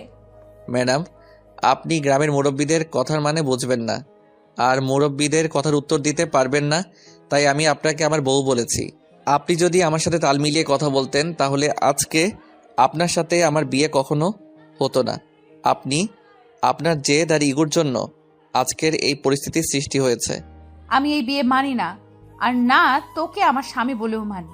আমি কয়েকদিন পরে তোকে ডিভোর্স দিয়ে দিব। আমারও কোনো ইচ্ছে নেই আপনার মতো পাগলের উন্মাদ মেয়েকে বিয়ে করার। কি বললি ছোট লোকের বাচ্চা? হ্যাঁ, ঠিক বলেছি। আমাকে কি পাগল করতে কামড়াইছে যে আপনাকে আমার বিয়ে করতে হবে? ভাগ্য খারাপ আর পরিস্থিতির জন্য আপনাকে বিয়ে করতে হয়েছে। এবার কিন্তু তুই তোর লিমিট ক্রস করছিস। ও, আপনি এখন আমায় লিমিট ক্রস করছি বলেছেন? সামান্য কয়েকটা কথা বলতে আপনার লিমিট আমি অতিক্রম করে ফেলেছি। আর আপনি যে আমায় ছোটবেলা থেকে অনেক কথা বলেছেন, তাহলে কি আপনি লিমিট ক্রস করেননি? শুনুন ম্যাডাম, মানুষের আসল পরিচয় তার সৌন্দর্য বা টাকা পয়সা নয়, তার আসল পরিচয় হলো তার ব্যবহার, তার চরিত্র দিয়ে। আপনারা বড়লোকরা মানুষকে বিচার করেন টাকা পয়সা দিয়ে, তাই হয়তো কোনো মানুষ আপনাকে ধোঁকা দিবে সেটা বুঝে উঠতে পারেন না। আপনারা মনে করেন টাকা পয়সা থাকলেই আসল সুখ, কিন্তু ম্যাডাম সেটা সত্যি না। সত্যিটা হলো মানুষের ভালো কাজেই একজন মানুষের আসল শান্তি। আপনি যদি রাতের বেলা ঘুমানোর আগে শুয়ে শুয়ে চিন্তা করেন কালকে কত টাকা ইনকাম করব, কালকে কোথায় কোথায় পার্টি করব, তাহলে হয়তো আপনি ঘুমাতে পারবেন, কিন্তু শান্তির ঘুম ঘুমাতে পারবেন না। আবার আপনি যদি চিন্তা করেন আজকের দিনে আপনি কতজন মানুষের সাথে ভালো ব্যবহার করছেন আর কয়েকজন মানুষকে সাহায্য করেছেন, সেটা মনে হলে আলাদা একটা শান্তি নিজের ভিতর অনুভব করবেন, আর তখনই ঘুমটাও শান্তির হবে। রাহুলের কথাগুলো প্রথমে উর্মি ভালো না লাগলেও পরে কেন জানি রাহুলের বলা কথাগুলো শুনতে ভালো লাগছিল। তখন রাহুল আবার বলে উঠে, ম্যাডাম চিন্তা করবেন না, আজকের বিষয়টা কেউ জানবে না, আর কয়েকদিন পরে আমি ডিভোর্স পেপারে স্বাক্ষর করে আপনাকে দিয়ে দিব। কথা বলতে বলতে রাহুলরা বাসায় চলে আসে। উর্মি গাড়ি থেকে নেমে বাসার ভিতরে চলে যায়। রাহুল গাড়ি পার্কিং করে বাসার ভেতরে প্রবেশ করে। তখন ফুফা বলেন, কোথায় গিয়েছিলি তোরা? ম্যাডাম কি যেন কাজ ছিল, তাই ম্যাডামকে নিয়ে গিয়েছিলাম। সন্ধ্যা পরে কোথাও বের হবে না, গ্রামে সন্ধ্যার পরে কোথাও বের হবে না, গ্রামের পরিবেশ সন্ধ্যার পরেই পাল্টে যায়। আচ্ছা। রাহুল তার রুমে চলে যায়। রাতের খাবার খাওয়ার সময় ফুফু বলেন, উর্মিমা, তোর আমাদের কোনো অসুবিধা হচ্ছে না তো? না ফুফু, আমার কোনো সমস্যা হচ্ছে না। উর্মিমা, তুই চাইলে কালকে সুমির সাথে সুমির কলেজে যেতে পারিস। তাছাড়া রাহুলও সুমিকে নিয়ে সুমির কলেজে যায়। কলেজে গিয়ে তোরও ভালো লাগবে। তোর ফুফু তো তার কাজ নিয়ে বিজি, আমিও আমার অফিস নিয়ে। তুই একা একা বাসায় থাকিস। আপু যাবে না আমার কলেজে, তাই না আপু? আমি তোকে কখন বললাম আমি যাব না কলেজে? তুই না কালকে বললি যাবি না আমার কলেজে। তখন ইচ্ছা হয়নি, এখন আমার ইচ্ছে হয়েছে তাই। রাহুল সোফায় বসে টিভি দেখছে আর খাবার খাচ্ছে, আর এইদিকে উর্মি কালকে কলেজে যাবে শুনে সুমির অনেক রাগ হচ্ছে। সুমির রাগ হচ্ছে তার বাবার উপর, তিনি কেন উর্মিকে তাদের সাথে কলেজে যেতে বলেছেন। সুমি মন খারাপ করে খাবার নাড়াচাড়া করছে। তখন সুমির মা বলেন, কি রে সুমি, খাচ্ছিস না কেন? খাচ্ছি তো। সুমি, তুই কোনো কিছু নিয়ে টেনশন করেছিস? আস্তে আস্তে করে বললাম, তুই তো আমার আসল টেনশনের কারণ আপু। কালকে কলেজে গিয়ে যে তুই কি করবি সেটা নিয়ে আমি টেনশনে আছি রে বোন। কি রে, কিছু বলছিস না যে? কালকের বাসের জন্য অপেক্ষা করছি। কিসের বাস? সেটা তুমি বুঝবে না। তারপর খাবার শেষ করে যে যার যার রুমে চলে যায়। রাহুলও তার রুমে গিয়ে ঘুমিয়ে পড়ে। পরদিন সকালে রাহুল ঘুম থেকে উঠে সকালে নাস্তা শেষ করে মোবাইলে গেম খেলা শুরু করে। এইদিকে উর্মির আর সুমি সকালে নাস্তা শেষ করে নিজেদের রুমে গিয়ে কলেজে যাওয়ার জন্য রেডি হচ্ছে। কিছুক্ষণ পর উর্মি আর সুমি রেডি হয়ে নিচে আসে, আর রাহুলের কোন দিকে নজর নেই। রাহুলের নজর শুধু নিজের মোবাইল স্ক্রিনে। তখন সুমি বলে, এই যে হ্যালো। ব্যস্ত আছি এখন, প্লিজ ডিস্টার্ব করবেন না, তাহলে তো খারাপ হয়ে যাবে। চুপচাপ কর, না হলে তোর। রাহুলের কোনো দিকে খেয়াল নেই, সে শুধু তার গেম নিয়ে ব্যস্ত। সুমি কোনো উপায় না পেয়ে তখন রাহুলকে জোরে ধাক্কা মারে। সুমির ধাক্কায় রাহুলের জ্ঞান ফিরে। তখন রাহুল সামনে তাকিয়ে দেখতে পায় উর্মি আর সুমি দাঁড়িয়ে আছে। রাহুল ফোন রেখে তাড়াতাড়ি করে গাড়ির কাছে চলে যায়। রাহুলের পিছন পিছন উর্মি আর সুমি গাড়ির কাছে চলে আসে। রাহুল দরজা খুলে দিলে উর্মি পিছনের সিটে গিয়ে বসে, আর সুমি রাহুলের পাশের সিটে গিয়ে বসে। রাহুল গাড়ি চালানো শুরু করলো। কিছুক্ষণ পর সুমির কলেজে পৌঁছে গেল। সুমি গাড়ি থেকে নেমে উর্মিকে বলে, আপু চল। চল। রাহুলকে উদ্দেশ্য করে বললাম, কি হলো তুমিও আসো? উর্মি ম্যাডামকে দেখে আমি সুমিকে বললাম, না আপনারা যান, আমি এখানে আছি, আর কোনো কিছু দরকার হলে আমাকে বলবেন, আমি পৌঁছে যাব। বললাম না আসার জন্য। না আপনারা যান। এই সুমি, ওকে এত করে বলছিস কেন? ও চাকর, ও গাড়ির কাছেই থাকুক, ওকে কেন ডাকছিস তুই? আপু, ও তোদের চাকর, কিন্তু আমাদের জন্য ও আমাদের অতিথি। তাই অন্তত তুই আমার কলেজে ওকে চাকর বা অন্য কিছু না বললে খুশি হব। আর কলেজের সবাই বাবাকে সম্মান করে, তাই কলেজের সবার সামনে এমন কোনো আচরণ করিস না যার জন্য বাবার সম্মানহানি না হয়। ওর জন্য তোর এত দরদ কিসের? মানুষ হয়ে মানুষের জন্য দরদ থাকাটা কি স্বাভাবিক নয় আপু? দেখ, আমি ওদের কথা শুনে বুঝতে পারলাম এদের যদি থামানো না হয় তাহলে দুই বোনের মাঝে ঝগড়া চুল ছিঁড়াছিঁড়ি হতে পারে। তখন বললাম, আমি গাড়িতে আছি, আপনারা আসুন। আর গাড়িতে গ্যাস নেই, আমি বরং গ্যাস নিয়ে আসি। এই বলে আমি সেখান থেকে চলে এলাম। রাহুল গাড়িতে এসে আবার গেম খেলা শুরু করলো। আর এইদিকে সুমি আর উর্মি ক্যাম্পাসে গিয়ে বসে। সুমি তার বন্ধু আর বান্ধবীদের সাথে উর্মির পরিচয় করিয়ে দিল। তারপর সবাই মিলে কিছুক্ষণ আড্ডা দিয়ে ক্লাসে চলে যায়। সকল ক্লাস শেষ করে সুমিরা আবার আড্ডা দেওয়া শুরু করে। কিছুক্ষণ পর সবাই যার যার বাসায় চলে যায়। সুমি আর উর্মি এসে দেখতে পায় রাহুল গেম খেলছে। তখন সুমি রাহুলের হাত থেকে মোবাইল নিয়ে নেয়। হঠাৎ করে কেউ আমার হাত থেকে মোবাইলটা নিয়ে নিল। খেলার মাঝে এমনটা করলে বলেন তো কেমনটা লাগে? তা আবার যদি প্রিয় গেমস COD হয় তাহলে তো কোনো কথাই নেই। আমি বিরক্ত নিয়ে তাকালাম পাশে। আমি তখন দেখলাম সুমি আর ম্যাডাম দাঁড়িয়ে আছে। আমি গাড়ি থেকে নেমে তাড়াতাড়ি করে গাড়ির দরজা খুলে দিলাম। ওনারা গাড়িতে বসলে আমি আবার গাড়ি চালানো শুরু করলাম। 40 মিনিট পরে সবাই বাসা থেকে এসে পৌঁছে যায়। দুপুরের খাবার খেয়ে যে যার যার রুমে গিয়ে ঘুমিয়ে পড়ে। বিকেলে রাহুলের ঘুম ভাঙলে রাহুল ছাদে গিয়ে দোলনায় শুয়ে পড়ে। রাহুল শুয়ে শুয়ে এক দৃষ্টিতে আকাশের দিকে তাকিয়ে আছে। সুমিদের বাসার ছাদে এলেই খারাপ থাকা মনটা নিমিষেই ভালো হয়ে যায়। পাখির কিচিরমিচির শব্দ মানুষের বাসায় ফেরার মতো করে পাখিরাও ফিরে যাচ্ছে তাদের আসল ঠিকানায়। আর সাথে পাখির কিচিরমিচির শব্দ। ঝাঁকে ঝাঁকে চড়ুই পাখি দেখে মনে হচ্ছে যেন পাখিদের মিলন মেলা। দল বেঁধে উড়ে এসে বসে গাছের ডালপালায়। গাছের প্রতিটি শাখা প্রশাখা ভরে ওঠে চড়ুই পাখিতে, আর তাদের কিচিরমিচির শব্দে মুখর থাকে গোটা এলাকা। সুমিদের পাশে বিদ্যুৎ কেন্দ্রের বাগানে বিকেল হলে সমাবেশ শত শত চড়ুই পাখির। সারাদিন এই স্থানটি ফাঁকা থাকে, তবে বিকেল হলে শুরু হয় পাখিদের আনাগোনা। ঝাঁকে ঝাঁকে চড়ুই পাখি এসে বসতে থাকে পল্লী বিদ্যুৎ সংলগ্ন আশপাশের গাছপালাগুলোতে। সন্ধ্যার আগ মুহূর্ত পর্যন্ত হাজার হাজার পাখি এসে জড়ো হয় এলাকাটিতে। পাখিদের কলকাকলিতে মুখর হয়ে ওঠে পুরো এলাকা। এ সময় এক অপূর্ব পরিবেশের সৃষ্টি হয়। তখনই রাহুল কারো ছাদের আসার শব্দ শুনতে পায়। তখন রাহুল তাকিয়ে দেখে সুমি আর উর্মি ছাদে আসছে। রাহুল সেটা দেখেও না দেখার ভান করে শুয়ে পড়ে। শুয়ে শুয়ে পাখিদের আনাগোনা দেখছে। তখন উর্মি সুমিকে বলে, দেখ কেমন করে শুয়ে আছে। ও শুয়ে আছে, তাতে তোর কি আপু? আমরা এখানে আসছি সেটা কি ও চোখে দেখতে পাচ্ছে না? আচ্ছা আপু, তুই আমায় একটা কথা বলবি? কি কথা বল। রাহুল কি ছোট থেকে আজ পর্যন্ত তোর সাথে কখনো খারাপ ব্যবহার করেছে? তুই রাহুলকে সবার সামনে অনেক বাজেভাবে অপমান করিস, তারপরেও রাহুল তোকে কিছু বলেছে কি? চাকর হয়ে বলবে কি? আপু ও চাকর হলে ও কিন্তু আমাদেরও মানুষ। আচ্ছা আপু, আজকে যদি রাহুল চাকর না হয়ে কোনো ধনী ছেলে হতো আর তুই যদি রাহুলের জায়গায় থাকতি, তাহলে তুই যেভাবে রাহুলকে আঘাত করিস, তাকে অনেক বাজেভাবে সবার সামনে টিজ করিস, সেগুলো রাহুল যদি তোর সাথে করতো তাহলে তুই কি সেগুলো সহ্য করে নিতি?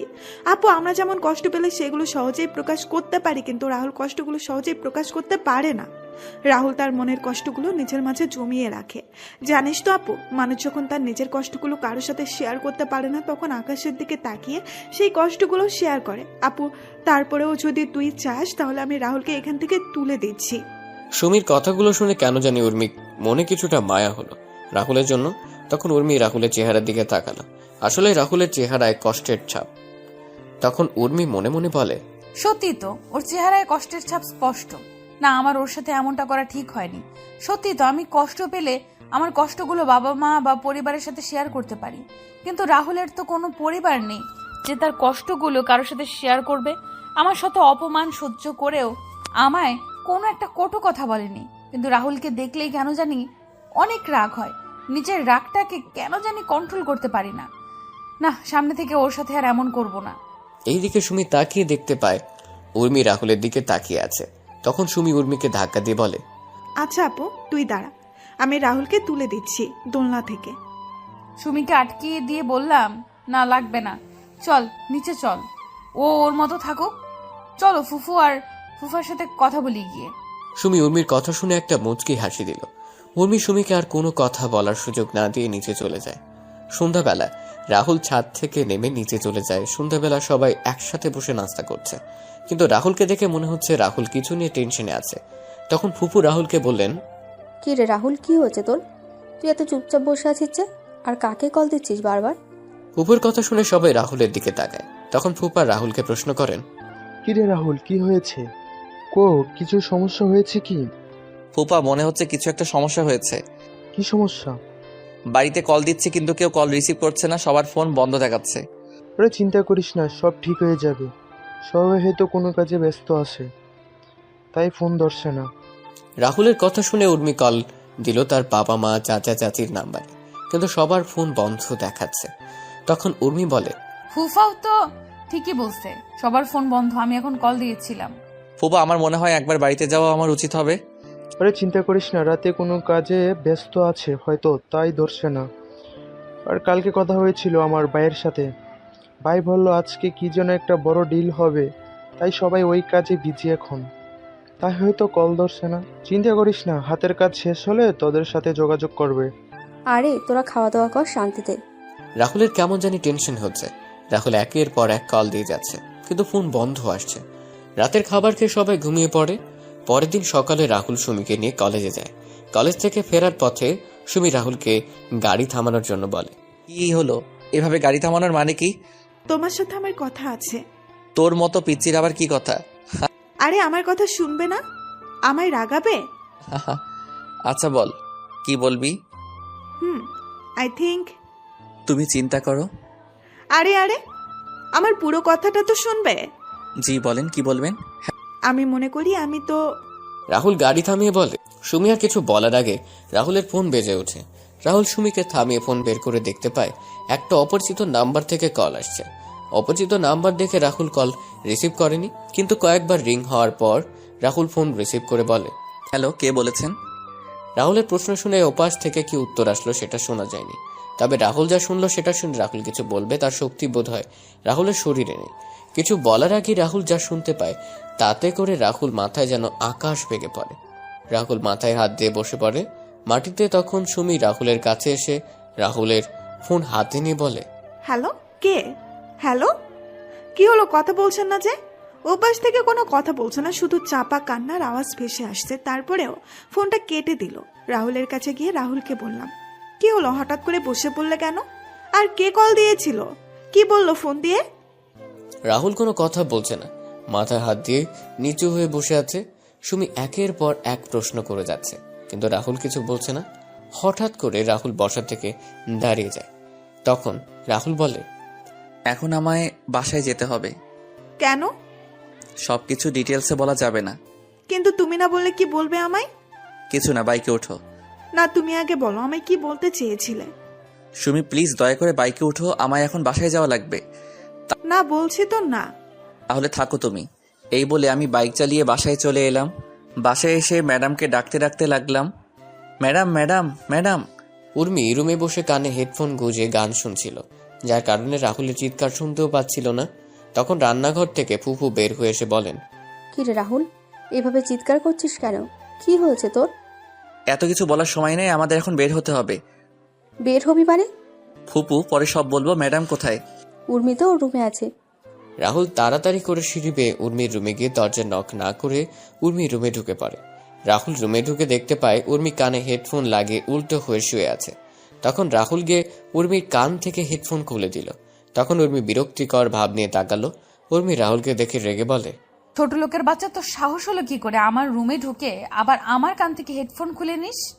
সরি ম্যাডাম, আপনাকে আমি নিচে থেকে অনেক ডাকছিলাম, কিন্তু আপনি শুনতে পাননি, তাই আমি রুমে এসে হেডফোন খুলতে বাধ্য হই। তুই বেশি কথা বলছিস কেন? তোকে কি আমি সাফাই দিতে বলছি? এখন বল কি হইছে? আমাদের এখান থেকে বেরোতে হবে। কেন? সেটা গেলেই জানতে পারবেন। আমি যাব না, আমি আরো কয়েকদিন থাকবো এখানে। প্লিজ ম্যাডাম চলুন, আমি আপনার পায়ে পড়ি। Please madam, please. চুপচাপ রুম থেকে বের হ বলছি, না হলে তোকে। এবার আর নিজের রাগটা সামলাতে পারলাম না। তখন বললাম, না হলে কি করবি তুই? ছোটবেলা থেকেই তো আমায় অপমান করে আসছিস, আর এখন নতুন কি করবি তুই? ছোট লোকের বাচ্চা, তুই তুই আমায় তুই করে কথা বলছিস? তোকে তো আমি। উর্মি যেই রাহুলকে মারার জন্য হাত তুলল, তখন রাহুল উর্মি গালে ঠাস ঠাস করে দুটো থাপ্পড় দিয়ে দিল। উর্মি থাপ্পড়গুলো খেয়ে অবাক হয়ে রাহুলের দিকে তাকিয়ে আছে। তখন রাহুল বলে, কোনো কথা না বলে চুপচাপ গাড়িতে গিয়ে বসেন। কুত্তার বাচ্চা, তুই আমায় থাপ্পড় মারলি, দেখ আমি তোর কি অবস্থা করি। রাহুল উর্মির হাত ধরে উর্মিকে নিয়ে সিঁড়ি বেয়ে নিচে এসে উর্মিকে গাড়িতে বসিয়ে রাহুলও গাড়িতে বসে পড়ে। রাহুল গাড়ি স্টার্ট দিল। এদিকে রাহুল আর উর্মির যাওয়ার দিকে অবাক হয়ে তাকিয়ে আছেন ফুপু। ফুপুর ঘোর কাটে সুমির ধাক্কা দেওয়াতে। তখন সুমি তার মাকে বলে, মা কি হলো, তুমি এখানে কি করছো? রাহুল হঠাৎ করে বাসায় এসে উর্মিকে জোর করে গাড়িতে তুলে নিয়ে চলে গেল। ওরা চলে গেল আর তুমি ওদের আটকাতে পারলে না? রাহুল তো কোনো কথা বলার সুযোগই দিল না। ধুর, তুমি যে কি করো। কথাটা বলে সুমি ঘরের ভিতরে ঢুকে সোফায় বসে রাহুলের নাম্বারে কল দিল, কিন্তু রাহুল বারবার ফোন কেটে দিচ্ছে। এদিকে উর্মি রাহুলকে নানা রকমের কথা বলে গালি দিচ্ছিল, কিন্তু রাহুল সেগুলো কানে নিচ্ছিল না। রাহুল গাড়ি বেপরা গতিতে চালাতে শুরু করলে তখন রাহুলকে উর্মি বলে, ছোট লোকের বাচ্চা, কি করছিস? কি গাড়ি এভাবে চালাচ্ছিস কেন? গাড়ির কোনো ক্ষতি হলে তোর অবস্থাও কিন্তু খারাপ হয়ে যাবে। অবশ্য তোর আজকে এমন অবস্থা করব সেটা তুই কল্পনাও করতে পারবি না। আমার গায়ে হাত তোলা, তাই না? তুই বুঝবি এই উর্মি চৌধুরী কি জিনিস। উর্মি ম্যাডাম পাগলের মতো তার প্রলাপ করেই যাচ্ছেন। আমি সেদিকে মনোযোগ না দিয়ে আমি চিন্তা করছি ফোনে আসার খবরটা যেন সত্যি না হয়। আমরা বাসায় পৌঁছাতে পৌঁছাতে বোধহয় অনেক লেট করে ফেলেছি। আমরা বাসায় এসে দেখতে পেলাম সবাই বাসার বাগানে বসে আছে। আমি গাড়ি থেকে সবার কাছে গিয়ে ছোট আব্বুকে বললাম, ছোট আব্বু তোমরা এখানে?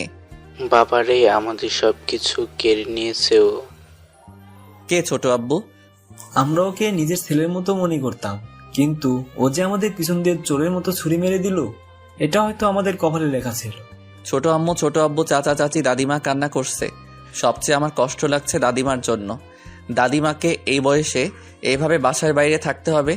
সবাইকে শান্ত করার চেষ্টা করছিলাম। তখন ম্যাডাম ছোট আম্মুকে বলেন, মা, তোমরা এভাবে বাসার বাইরে কেন? আমাদের সব জিনিসপত্র বাইরে দেখছি। বাড়িতে পুলিশ অফিসার, উকিল, এসবের মানে কি? যাও, তোমার ভালোবাসার মানুষকে গিয়ে সেটা জিজ্ঞেস করো। মানে?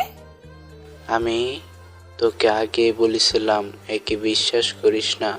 দেখছিস তো তুই, আজকে ওর জন্য আমরা রাস্তায় নেমে এসেছি। আমি বলছি, চুপ থাক তুই। আজকে ছোট আব্বুরা কার জন্য রাস্তায় এসে নেমেছে সেটা আপনি জানেন? বলছি না চুপ। তুই কি বললি? আর কে আছে এর পেছনে? আপনার হবু স্বামী, আপনার বয়ফ্রেন্ড জয়।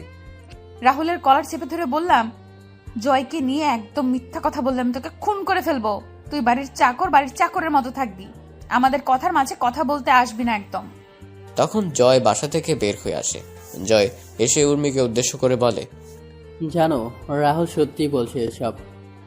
রাহুলের সামনে থেকে জয়ের সামনে গিয়ে বললাম, কি বলছো কি তুমি এইসব? হ্যাঁ জানো, তুমি যা শুনেছো সেটাই সত্যি। এই বাড়ি গাড়ি, সেই সম্পত্তি হাতিয়ে নেওয়ার জন্য আমি অনেক কিছু করেছি, আর ফাইনালি আমি আমার প্ল্যানে জয়ী হলাম। জয়, মজা করার সময় এটা না। আরে আমি মজা করছি না তো, আমি সিরিয়াসলি বলছি উর্মি জানেমান, এই সম্পত্তি হাতিয়ে নেওয়ার জন্য আমি তোমার সাথে ভালোবাসার নাটক করি, তোমার পিছনে কুত্তর মতো ঘুরে বেরিয়েছি। আস্তে আস্তে তোমার থেকে সকল ইনফরমেশন কালেক্ট করে তারপর আমি আমার কাজে নেমে পড়ি, আর এখন তোমরা তোমাদের বাড়ির বাইরে। Now get lost my home and get lost my life. ও হ্যাঁ, তোমায় একজনের সাথে পরিচয় করে দিতে ভুলে গেছি, একটু দাঁড়াও। Liza, Liza, meet my wife Liza. জয়ের কথাগুলো শুনে উর্মির চোখ যেন অমাবস্যার অন্ধকারে নেমে এলো। উর্মি জয়ের কলার চেপে ধরে বলে, এই কুত্তার বাচ্চা, তুই আমায় এইভাবে ঠকালি কেন? জয় ঠাস ঠাস করে দুটো থাপ্পড় উর্মির গালে বসিয়ে দিয়ে বলে, তোর মতো নষ্টা আর অহংকারী মেয়েকে কাজে ব্যবহার করা যায়, কিন্তু ভালোবাসা যায় না। আর এই জয়ের রুচি এতটাও খারাপ হয়ে যায়নি যে তোর মতো একটা বাজারি মেয়েকে ভালোবাসবো। তুই ছিলি আমার দাবার চালের এক কোটি, তোকে দিয়েই আমি গেমটা জিতে নিলাম। গেম শেষ, সাথে তুইও। এখন সসম্মানে আমার বাড়ি থেকে বের হয়ে যাও, না হলে ঘাড় ধাক্কা দিয়ে বের করে দেব। রাহুল যখন সবাইকে নিয়ে চলে আসছিল তখন জয় রাহুলকে উদ্দেশ্য করে বলে, কি রে রাহুল, তুই এদের নিয়ে কোথায় যাচ্ছিস? তুই চাইলে থাকতে পারিস আমাদের সাথে, আমরা ওদের মতো এত পশু না যে তোর সাথে খারাপ ব্যবহার করব।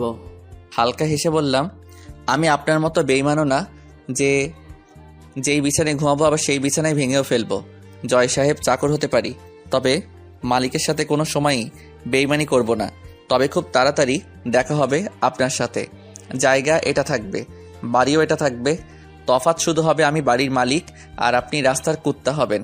কথাটি বলে রাহুল সবাইকে নিয়ে চলে আসে ওই বাসা থেকে। রাহুল সবাইকে নিয়ে একটা বাগানের পাশে বসে। তখন রাহুল সবাইকে উদ্দেশ্য করে বলে, ছোট আব্বু, চাচা, এসব হলো কি করে? আমরা কিছুই বলতে পারছি না। আজ সকালে হঠাৎ করে নোটিশ আসে বাসা ছেড়ে দেওয়ার জন্য, আর কালকে আমাদের হাত থেকে সব কন্ট্রাক্ট বের হয়ে যায়। যে কন্ট্রাক্টের জন্য ব্যাংক থেকে টাকা নিয়েছিলাম সেটা জমা দেওয়ার তারিখ কালকে চলে গেছে। আমি তো কখনো বিশ্বাস করতে পারি নাই জয় এমন করবে। ছোট আব্বু আর চাচা, তোমরা পুরনো কথা ভুলে যাও, আমাদেরও নতুন করে আবার শুরু করতে হবে। কিন্তু নতুন করে শুরু করতে হলে তো অনেক টাকা দরকার। সেসব চিন্তা পরে করা যাবে, আগে দাদিমাকে নিয়ে চলো ফুপাতের বাড়িতে।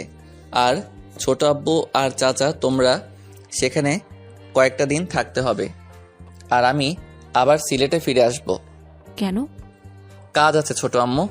তারপর রাহুল একটা গাড়ি ঠিক করে সবাইকে নিয়ে আবার ফুপাদের বাড়ির উদ্দেশ্যে রওনা দিল। 3 ঘন্টা পর সবাই ফুপাদের বাসায় পৌঁছে গেল। ফুপু সবাইকে দেখে তো অনেক খুশি। তারপর সবাই মিলে ভেতরে গিয়ে বসতেন আর রাহুল তার রুমে চলে যায়। এদিকে সুমিও রাহুলের রুমে আসে। সুমি এসে দেখতে পায় রাহুল তার জামা কাপড় সব গুছিয়ে নিচ্ছে। তখন সুমি রাহুলকে বলে, কি ব্যাপার, তুমি কাপড় গুছাচ্ছ কেন? চলে যাব তাই। মানে? যা শুনেছ সেটাই। আমি আর কোনো কথা না বলে ব্যাগ নিয়ে নিচে চলে এলাম। আমায় নিচে নামতে দেখে ছোট আব্বু বললেন, কি রে, কোথায় যাচ্ছিস তুই? কাজে। কিসের কাজে আর কোথায় যাচ্ছিস? চট্টগ্রামে যাচ্ছি। দাদু ভাই, আমাদের ছেড়ে যাবি তুই? দাদিমা, যদি তোমাদের জন্য ভালো কিছু করতে পারি তাহলে হয়তো ফিরে আসব, না হলে আসা হবে না। দাদু ভাই, কি বলছিস তুই? তোর কথার মানে কিছু বুঝতে পারছি না আমি। কথাগুলো বলে চোখের জল মুছে নিলাম। ছোট আম্মু, তোমরা হয়তো জানো আমি কি বলছি। ভালো থেকো সবাই। আর যদি সৃষ্টিকর্তার কৃপায় হয় আর কিছু করতে পারি তাহলে হয়তো আবার দেখা হবে। দিব এক থাপ্পড়। তুই কি থেকে কি শুনেছিস আর সেটা নিয়ে এসব চিন্তা করছিস? আর এইগুলো চিকিৎসা করলে ভালো হয়ে যায়। তুই এ নিয়ে চিন্তা করিস না, তুই ভালো হয়ে যাবি একদম। হয়তোবা তার উল্টোটা হতে পারে। ছোট আব্বু, চাচা আর চাচি তোমাদের অনেক মনে পড়বে, আর খুব তাড়াতাড়ি তোমাদের সবকিছু আশা করি ফিরিয়ে দিতে পারবো। এখন আসি আমি, ভালো থেকো সবাই। রাহুল কথাটা বলে একবার সবার দিকে তাকিয়ে হাঁটা দিল, কি যেন মনে করে আবার দাঁড়িয়ে পড়ে। রাহুল পেছন ফিরে সুমির সামনে এসে বলে, সুমি, ভালো করে পড়ালেখা করিস, তোকে অনেক বড় একজন ডাক্তার হতে হবে।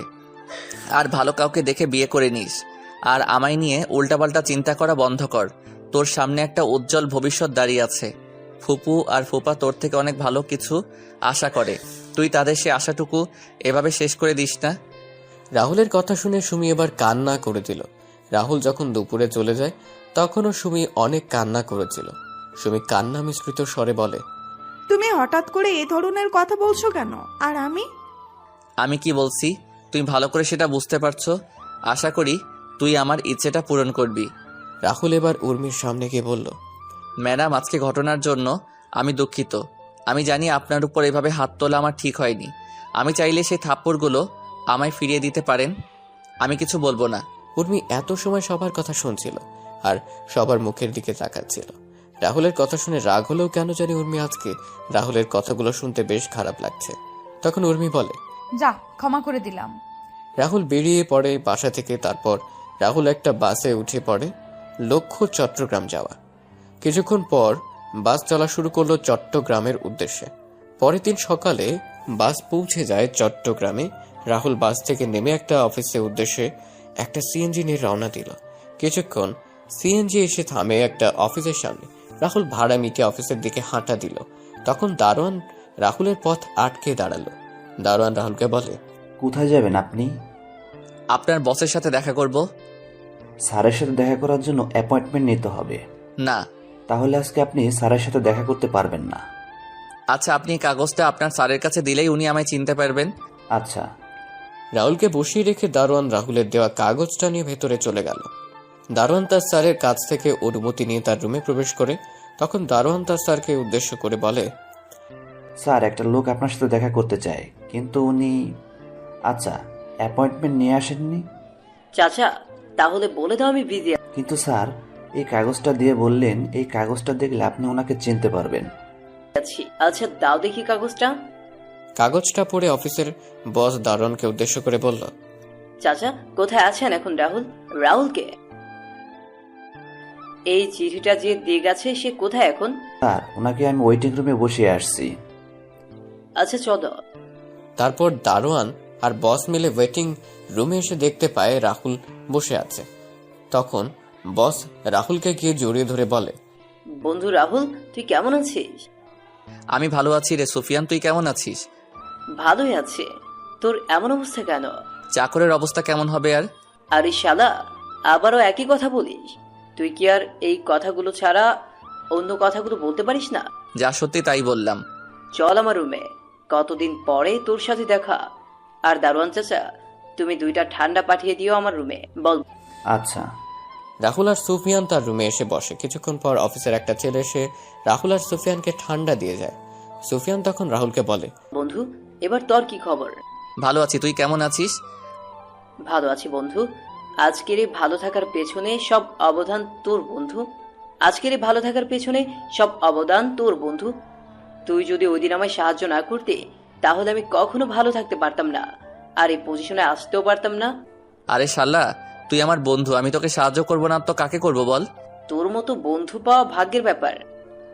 মিতু আর নমি কেমন আছে? ভালো আছে ওরা। চল বাসায় চল, আজকে কতদিন পরে একসাথে। আর মিতু তো তোকে দেখলে অনেক খুশি হবে। জানিস, মিতু আর আমি প্রায় তোর কথা বলি। না রে বন্ধু, তোর কাছে কিছু কাজে আসছি, সেটা হয়ে গেলে আমি চলে যাব। শাল্লা, চলে যাবে মানে? পাক্কা কয়েক মাস আমার এখানে থাকবে। 2 বন্ধু মিলে অনেক ঘোরাঘুরি করব। চল বাসায় চল, এখন আর কোনো কথা হবে না। তারপর সুফিয়ান রাহুলকে জোর করে নিয়ে অফিস থেকে বাড়ি চলে যায়। বাসার সামনে গিয়ে রাহুল বেল বাজায়। কিছুক্ষণ পর মিতু দরজা খুলে দিল। সুফিয়ানকে দেখে মিতু বলে, কি ব্যাপার, তুমি এই সময় বাড়িতে? আমি আর আমার সাথে একজন এসেছে, যাকে দেখলে তুমি অনেক খুশি হয়ে যাবে। ও আচ্ছা, তাই নাকি? তাহলে দেখি কে আছে। মিতুর কথা শুনে সুফিয়ান সরে দাঁড়ায়। তখন মিতু দেখতে পায় রাহুল দাঁড়িয়ে আছে। রাহুলকে দেখে মিতু রাহুলকে জড়িয়ে ধরে। তখন মিতু বলে, আরে রাহুল, তুই কেমন আছিস? ভালো আছি, তুই কেমন আছিস? অনেক ভালো আছি রে। আয় ভেতরে আয়। ভিতরে গিয়ে বসার পর রাহুল সুফিয়ানকে বলে, সুফিয়ান, তোর সাথে কথা ছিল, আর আমায় সিলেট ফিরতে হবে। ওই হারামি, এখন কয়েক মাস সিলেটে যা হচ্ছে না তোর। তুই এখন আমাদের সাথেই কয়েক মাস থাকবি। তা হয় না রে মিতু, আমার হাতে সময় কম, কিন্তু কাজ অনেক। আর কোনো কথা না বলে খাবার টেবিলে আয়। খাওয়া দাওয়া শেষ করে বাকি কথা হবে। রাহুল আর সুফিয়ান খাবার টেবিলে বসতেই নমি এসে রাহুলকে মামা মামা ডেকে রাহুলের কোলে উঠে যায়। রাহুল খাবার খাচ্ছে, সাথে নমিকেও খাইয়ে দিচ্ছে। মিতু আর সুফিয়ান তো অনেক খুশি রাহুলকে পেয়ে। খাওয়া দাওয়া শেষ করে রাহুল নমিকে কোলে নিয়ে সোফায় বসে, সুফিয়ানও এসে রাহুলের পাশে বসে। মিতু তার রান্নাঘরে কাজ শেষ করে এসে রাহুল আর সুফিয়ানের সাথে আড্ডায় অংশ নিল। কিছুক্ষণ পর সুফিয়ান বলল, এখন বল, আগে কি বলতে চাইছিলি? আমার তোর সাহায্যের প্রয়োজন বন্ধু। অনেক ভেবেচিন্তে আমি তোর কাছে এসেছি। কি হয়েছে বলবি তো? আর ও তোকে সাহায্য করবে না, ওর ঘাড় করবে। আরে আমি মানা করেছি কি? তুমি এর মাঝে আমার ঘাড় ধরে টানাটানি শুরু করলে। আচ্ছা বল, তুই কিরকম সাহায্য চাস? শোন তাহলে, সবকিছু খুলে বললাম জয়ের কথাগুলো। ভালো হয়েছে, উর্মির সাথে এমনটাই হওয়ার কথা ছিল। উর্মি তোর সাথে যা করেছে, জয়ের করা কাজগুলো তো কিছুই না। কিন্তু কষ্ট হচ্ছে উর্মির পরিবারের সবার জন্য। ওনারা এইভাবে এই বয়সে বাড়ি ছাড়া হবেন, এর চেয়ে আর খারাপ কিছু কি হতে পারে? তো বন্ধু, এখন আমি কি করতে হবে তুই বল। এই জয়ের কাছ থেকে আমি 1 মিনিটে সবকিছু কেড়ে নিব। তুই শুধু একবার বল। আমায় কিছু টাকা দিবি তুই? ছোট আব্বুকে নতুন একটা ব্যবসায় শুরু করে দিতাম আর কি। এই ছোট ব্যবসায় দিয়ে যদি তারা আগের পর্যায়ে যেতে পারেন তাহলে তো ভালোই হয়। চিন্তা করিস না, আমি তোর সব টাকা 2 বছরের মাঝে পরিশোধ করে দিব। তোর কি মাথা খারাপ হলো রাহুল? তুই কি বলছিস এসব? আরে আজকে যা কিছু আমাদের, তাতে তো তোর অধিকার আছে। আমি ওসব চাই না রে, আমি চাই শুধু ছোট আব্বুরা যেন তাদের আগের অবস্থানে ফিরে যায়। কি? তার জন্য একটা রাস্তা আছে আমার কাছে। কি? আর 10 দিন পরে আমার অফিসে নতুন শাখা খুলছি। তুই সেই শাখার দায়িত্ব নিয়ে নে। নতুন ব্যবসা শুরু করে তুই সুবিধা করতে পারবি না, তাই তুই আমার এই ব্যবসাটার দেখাশোনা কর। আমি তো আর কয়েক মাস পরে দুবাই শিফট হয়ে যাব। আমি দুবাই চলে গেলেও আমার বিজনেসগুলো তো দেখার কেউ নেই। তুই যদি আমার বিজনেসগুলো দেখার দায়িত্ব নিয়ে নিস তাহলে আমি শান্তিতে থাকতে পারবো। কিন্তু আমার তো আর কোনো কথা না, আমরা কয়েক মাস পরে দুবাই চলে যাব। তাই আমরা এখন কয়েকদিন জমে বেশ আড্ডা দিব। আমার কথাটা তো শুনবি তোরা। আর কোনো কথা না, যা রুমে গিয়ে রেস্ট নে। রাতে বের হব সবাই মিলে। পুরোনো দিনের সেই আড্ডাগুলো আবার জমিয়ে তুলতে হবে। এদিকে রাহুল বাসা থেকে চলে আসার পর সবাই মন খারাপ করে বসে আছে। উর্মি একদিক দিয়ে ভালো লাগছে, আর অন্য দিক দিয়ে জয়ের প্রতি রাগ হচ্ছে। উর্মি যদি জয়কে সামনে পেত তাহলে তাকে খুন করে ফেলতো। উর্মি সবার দিকে তাকে উর্মি তার মাকে উদ্দেশ্য করে বলে, মা, তোমরা সামান্য একটা চাকরের জন্য মন খারাপ করে বসে আছো কেন? উর্মি, তোমাকে আমি কতদিন বলেছি যে রাহুলকে চাকর বলে সম্বোধন করবে না। চাকরকে চাকর বলবো না তো কি বলবো? মারে, এমন করে কেন বলছিস? ছেলেটা তো আমাদের পরিবারের একজন সদস্য। দেখছিস না ছেলেটা আমাদের বিপদে কিভাবে সবার আগে ঝাঁপিয়ে পড়েছে। নিজের ছেলে মেয়ে থাকলে এমন ভাবে কাজ করতো কিনা সেটা আমার সন্দেহ আছে। আরে চাচ্চু, তুমি দেখছো না চাকরের বাচ্চা আমাদের সবাইকে বিপদে ফেলে কি করে পালিয়ে গেছে? আমরা যে ওকে এত বছর খাইয়ে পরিয়ে মানুষ করলাম, তার কোনো প্রতিদান সে কোথায় দিল? সে সবার আগে নিজের কথা চিন্তা করে আমাদের সবাইকে এখানে রেখে এভাবে পালিয়ে গেছে। উর্মি, সেটা তোর ভুল ধারণা। আমার কোনো ভুল ধারণা না, ভুল ধারণা হচ্ছে তোমাদের। তোমরা ওই অনাথের বাচ্চাকে আমাদের বাড়িতে এনে এত বছর খাইয়ে এত বড় করলে, ওরা আমাদের জন্য কি করলো? আপু, তুই কি বলছিস? নিজের লিমিটের ভেতরে থেকে কথা বল। রাহুলকে নিয়ে কোনো কথা বলার অধিকার তোমার নেই।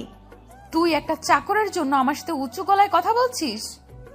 চাকরের জন্য না, তোমার ব্যবহারের জন্য বলছি। ওই চাকরকে নিয়ে কথা বলছি বলে তোর এত গায়ে লাগছে কেন? তুই আবার এই ছোট লোকটাকে ভালোবাসিস না তো? আবার হ্যাঁ, ভালোবাসি ওই ছোট লোক, ওই চাকরকে। তোর কোনো সমস্যা? সামান্য হবে না, তুই একটা চাকরকে ভালোবাসিস? আমি একটা চাকরকে ভালোবাসি বললে তোমার এত সমস্যা? তাহলে তুমি যে একটা বাটপারকে ভালোবাসলে, তাহলে মামা আর মামির সমস্যা হয়নি? সুমি, তুই কিন্তু বেশি কথা বলছিস। তুমি কি করবে? সত্যি কথা বললে সবার গায়ে লাগে। সুমি, তোকে তো। উর্মি যখন সুমিকে মারার জন্য হাত উঠায় তখন ছোট আম্মু উর্মির হাত ধরে ধরে ফেলেন। তারপর ছোট আম্মু উর্মির গালে কষিয়ে একটা থাপ্পড় মারেন। তখন উর্মি বলে, মা, তুমি আমায় মারলে? হ্যাঁ, আমি তোকে মারলাম। এই থাপ্পড়টা তোকে অনেক আগেই মারা উচিত ছিল, তাহলে তুই এমন খারাপ বেয়াদব হয়ে উঠতি না। আমার তো মনে হয় জয় তোকে যে কথাগুলো বলেছিল সেগুলো সত্যিই বলেছে। ভাবি, কি বলছো তুমি? না ভাই, ও অনেক খারাপ হয়ে গেছে। আমার মেয়ে বলে ওকে পরিচয় দিতে মনে হয় না। মা, চুপ, একদম চুপ। কার জন্য আজকে তুই দাঁড়িয়ে কথা বলছিস জানিস তুই? না, জানিস না। তুই জানবি কি করে? সারা রাত তো বাবা আর মায়ের টাকা পয়সা নষ্ট করায় ব্যস্ত থাকিস। কি বলিস কি? চুপ কর তুই। আজকে তুমি আমায় থামিও না। ও যে এতদিন ছেলেটার সাথে বাজে আচরণ করেছে, তারপর ছেলেটা কোনোদিনও কিছু বলেছে ওকে নিয়ে? আজকে আমার চেয়ে ওই চাকর তোমাদের কাছে বড় হয়ে গেল মা। হ্যাঁ, বড় হয়ে গেল, কারণ ওই ছেলের জন্য তুই এখন আমাদের সামনে দাঁড়িয়ে আছিস। ওই চাকরটা যদি না থাকতো না, তাহলে তুই 6 বছর আগে পৃথিবী থেকে বেঁচে থাকতি না। মানে? তুই যে রাহুলকে চাকর বলে শত অপমান করার পরও রাহুল কেন তোকে কিছু বলে না জানিস? কেন? মনে পড়ে 6 বছর আগের কথা? ছোট আম্মু একটা দীর্ঘ শ্বাস ছেড়ে বলা শুরু করেন, 6 বছর আগে? 6 বছর আগে তুই কলেজ থেকে একদিন ফেরার পথে তুই অ্যাক্সিডেন্ট করিস। অ্যাক্সিডেন্টের সময় 2টা কিডনিতে চাপ পড়ে, আর যার জন্য তোর কিডনিটা ড্যামেজ হয়ে যায়। তোর গ্রুপের কিডনি কোথাও খুঁজে পাওয়া যাচ্ছিল না। তখন তো আমরা তোর আশা ছেড়েই দিয়ে বসেছিলাম। আমাদের কান্নাকাটি দেখে রাহুল একা একা ডাক্তারের সাথে গিয়ে কথা বলে। ডাক্তার রাহুলকে দেখে মানা করে দেয়, কিন্তু রাহুল ডাক্তারের পা ধরে বলে, ডাক্তার, আমার রক্ত আর উর্মির রক্তের গ্রুপ কিন্তু একই। প্লিজ আমার কিডনিগুলো নিয়ে নিন, তাহলে উর্মি বেঁচে যাবে। না, আমি পারবো না। তোমার এত কম বয়সে কিডনি ডোনেট করা বেআইনি। তাহলে আপনি একটা মায়ের কোল থেকে তার মেয়েকে এভাবে হারিয়ে যেতে দিবেন? আর তোমার মা বাবা? আমার মতো অনাথের আবার মা বাবা তো উর্মির বাবা। মানে? ডাক্তার, আমি অনাথ। উর্মির বাবা আর মা আমাকে তাদের বাসায় থাকার জায়গা দিয়েছেন। আমায় নিজের ছেলের মতো স্নেহ দিয়ে বড় করেছেন। আমায় কখনো বাবা আর মায়ের অভাব বুঝতে দেননি। এখন আপনি বলেন, আমার কি ওদের মেয়ের জীবন বাঁচানো উচিত না? আমার কোনো কিছুর প্রয়োজন হলে সেটা আমি বলার আগেই আমার জন্য নিয়ে আসেন। জানেন ডাক্তার, ছোট আব্বু আর ছোট আম্মুর বিয়ের কয়েক বছর পর উর্মির জন্ম হয়। উর্মির জন্মের পর চৌধুরী বাড়ির সবাই কি যে খুশি হয় সেটা আপনাকে আমি বলে বোঝাতে পারবো না। আমার যখন তাদের বাসায় আসার 2 বছর হয়, তখন আমি জানতে পারি উর্মির মা আর কোনো সন্তান নেননি। সন্তান নিলে হয়তো আমার জন্য তাদের স্নেহ ভালোবাসা কমে যাবে। চৌধুরী বাড়ির সবাইও ছিল একমত, কারণ উর্মি আর আমি ছিলাম চৌধুরী বাড়ির প্রাণ। এখন আপনি বলেন, উর্মির কিছু হলে ওই বাড়ির কেউ সেটা মেনে নিতে পারবে না। আমি মারা গেলে হয়তো কয়েকদিন সবাই কান্না করবে, কিন্তু উর্মির কিছু হয়ে গেলে ওই বাড়ির সবাই চিরদিন কান্না করবে। ওই বাড়ির কেউই অল্প বয়সে তাদের বাড়ির মেয়ে হারানোর যন্ত্রণা সহ্য করতে পারবে না। জানেন ডাক্তার, আমি ছোটবেলায় আমি মায়ের বাবার আদর পাইনি কখনো, এখন পেয়েছি। আমি সেই বাবা আর মাকে কিভাবে নিজের সামনে কষ্ট পেতে দেখতে পারি আপনি বলুন। আপনি যদি আমার কিডনি না নেন, তাহলে আমি এখন আপনার চেম্বার থেকে বের হয়ে আত্মহত্যা করা ছাড়া আমার কোনো উপায় থাকবে না। আমি ওই বাড়ির সবাইকে এভাবে কষ্ট পেতে দেখতে পারবো না। আমার আত্মহত্যার একমাত্র কারণ হবেন আপনি। কিন্তু দেখো বাবা, তুমি আমার কথা বুঝতে পারছো না। এটা কখনো সম্ভব না বাবা। আপনি আমার কথা বুঝতে পারছেন না কেন? আপনি কি চাইছেন আমার ছোট আব্বু আর ছোট আম্মু আমার চোখের সামনে এভাবে কষ্ট পাক? আমি সেটা সন্তান হয়ে কিভাবে মেনে নিব? কিন্তু ডাক্তারের পায়ে ধরে বললাম, আমি আপনার পায়ে পড়ি ডাক্তার, আপনি উর্মিকে বাঁচিয়ে দিন। তা না ছাড়া আমার মরা ছাড়া কোনো উপায় থাকবে না। আচ্ছা, আমি দেখছি। তারপর ডাক্তার নার্সকে ডেকে রাহুলের রক্তের গ্রুপ পরীক্ষা করে 1 ব্যাগ রক্ত নিতে বলেন। 2 ঘন্টা পর রাহুলের অপারেশন শুরু হয়। রাহুলকে অ্যানেস্থেশিয়া দেওয়ার পরও রাহুলের পেট যখন কাটা হয়, রাহুলের শরীর তখন কেমন যেন খিচে আসছিল। তখন কিডনি বের করা হচ্ছিল। তখন রাহুলের মুখ দিয়ে ফেনা বের হয়ে আসে। রাহুলের কিডনি বের করার জন্য অপারেশন হচ্ছে, আর রাহুল শরীরটা কেমন জানি ঠান্ডা হয়ে আসছিল। তারপর রাহুল হঠাৎ করে অজ্ঞান হয়ে যায়। 3 ঘন্টার অপারেশন শেষে ডাক্তার অপারেশন থিয়েটার থেকে বের হয়। ডাক্তার উর্মির বাবা মা আর চাচার সামনে গিয়ে বলেন, চৌধুরী সাহেব, আপনার মেয়ের অপারেশন হয়ে গেছে। সে এখন বিপদমুক্ত। জ্ঞানে ফেরার আগ পর্যন্ত তাদের আইসিইউয়ে রাখা হয়েছে। ডাক্তারের কথা শুনে তিনজনই দাঁড়িয়ে যায়। সবার মুখে হাসি ফুটে ওঠে। তখন উর্মির বাবা ডাক্তারকে বলেন, ডাক্তার আপনারা বলেন কিডনি পাওয়া যায় কি না? কিডনি পাওয়া যায়নি, তবে একটা ছেলে তার কিডনি স্বেচ্ছায় দিয়েছে। তার 2টা কিডনি আমরা আপনার মেয়েকে আর আপনার মেয়ের কিডনিগুলা ওই ছেলেকে লাগিয়ে দিয়েছি। কিন্তু এতে তো ডাক্তার ছেলেটা মারা যাবে, তবে ছেলেটা যদি মেডিসিন নিয়মিত খায় তাহলে হয়তো কয়েকটা বছর বেশি বাঁচতে পারবে। আর ভাগ্য ভালো হবে 10-15 বছর। আপনার মেয়ের 2টা কিডনির মাঝে ডান পাশের কিডনি 40% ভালো ছিল। ডাক্তার, সেই ছেলেটা কোথায়? আমরা ছেলেটার সাথে দেখা করতে চাই, যে ছেলেটা তার জীবন বাজি রেখে আমাদের মেয়েটাকে এইভাবে বাঁচিয়ে দিল। আসুন আমার সাথে। তারপর ডাক্তার তিনজনকে নিয়ে আইসিইউতে নিয়ে গেলেন। রুমের ভিতরে ঢুকে বেডের দিকে তাকিয়ে তিনজনেই শকড হয়ে যায় রাহুলকে আর উর্মিকে পাশাপাশি বেডে শুয়ে থাকতে দেখে। তখন চাচা ডাক্তারকে বলেন, ডাক্তার, রাহুলের কি হয়েছে? এইভাবে শুয়ে আছে যে? এই ছেলেই তো আপনার মেয়ের কিডনি ডোনেট করেছে। ডাক্তার, রাহুলের কথা শুনে আপনি ওর থেকে কিডনি নিয়ে নিলেন? আমি অনেক মানা করি, কিন্তু ছেলেটার কথা শুনি আমি বাধ্য হয়ে নিতে হয়েছি। তা বলে ডাক্তার? চৌধুরী সাহেব, এই ছেলের কথাগুলো শুনি কিছু বলার ভাষা পাইনি। ছেলেটা আপনাদের সুখের জন্য নিজের জীবনটা হাসি মুখে বিলিয়ে দিয়েছে। জানেন ছেলেটা আপনাদের নিয়ে কি বলেছে? কি বলেছে? রাহুলের বলা কথাগুলো বললাম সবাইকে। ডাক্তারের সব কথা বলছেন, তার চোখে পানি স্পষ্ট। সব শুনে ছোট আব্বু, ছোট আম্মু আর চাচার চোখে জল চলে আসে। ছোট আম্মু সব শুনে সেখানে বসে পড়েন আর মাথায় হাত দিয়ে নীরবে চোখের জল ফেলতে লাগলেন। ছোট আব্বু আর চাচা স্ট্যাচু হয়ে দাঁড়িয়ে আছেন। রাহুল যে তাদের খুশির জন্য এভাবে নিজের জীবনটা বিলিয়ে দিবে সেটা তারা কখনো হয়তো ভাবতে পারেননি। 3 ঘন্টা পর রাহুলের জ্ঞান ফিরে ডাক্তার রাহুলকে পরীক্ষা করে কেবিনে শিফট করেন। রাহুলকে কেবিনে নিয়ে যাওয়া হলে রাহুল তার ছোট আম্মুকে বলে, ছোট আম্মু, তুমি কান্না করছো কেন? তুমি চিন্তা করো না, উর্মি ঠিক হয়ে যাবে। আমি ডাক্তারের সাথে কথা বলেছি তো। তুই কেন এমনটা করলি রাহুল? আমি কি করলাম আবার? তোকে তোর কিডনিগুলো দিতে কে বলেছে? তখন রুমে প্রবেশ করে ছোট আব্বু আর চাচা রাহুল ছোট আব্বু আর চাচা দেখে বলে, ছোট আব্বু, চাচা, তোমরা ছোট আম্মুকে বোঝাও তো কিভাবে কান্না করছে দেখো। কি বলেছে? তুই এই কাজ করতে গেলি কেন রাহুল? কোথায় যাবি? কি করব চাচা, নিজের বাবা আর মাকে তো কখনো দেখিনি, কিন্তু এই বাবা আর মা আমায় এত স্নেহ ভালোবাসা দিয়েছে যা আমি কখনো ভুলতেই পারবো না কখনো। এখন তুমি বলো, এই বাবা আর মাকে নিজের চোখের সামনে কষ্ট পেতে দেখতে পারি কি করে বলো? আমি না হলাম তাদের ছেলে, কিন্তু তাদের মা আর বাবা বলে ডেকেছি তো। ছেলে হয়ে আমি তাদের কখনো কষ্ট পেতে দিব না কখনো। ছোট আম্মু রাহুলের কথা শুনে রাহুলকে জড়িয়ে ধরে চিৎকার দিয়ে কান্না করছেন। রাহুল আর ছোট আম্মু শান্ত করার চেষ্টা করছে। এদিকে ছোট আব্বু আর চাচা চোখের জল মোছায় ব্যস্ত। কিছুক্ষণ পর উর্মির জ্ঞান ফেরার খবর নার্স এসে দিয়ে যায়। তখন রাহুল সবাইকে উর্মির কাছে যাওয়ার জন্য বলে। তখন সবাই উর্মির কাছে যায়।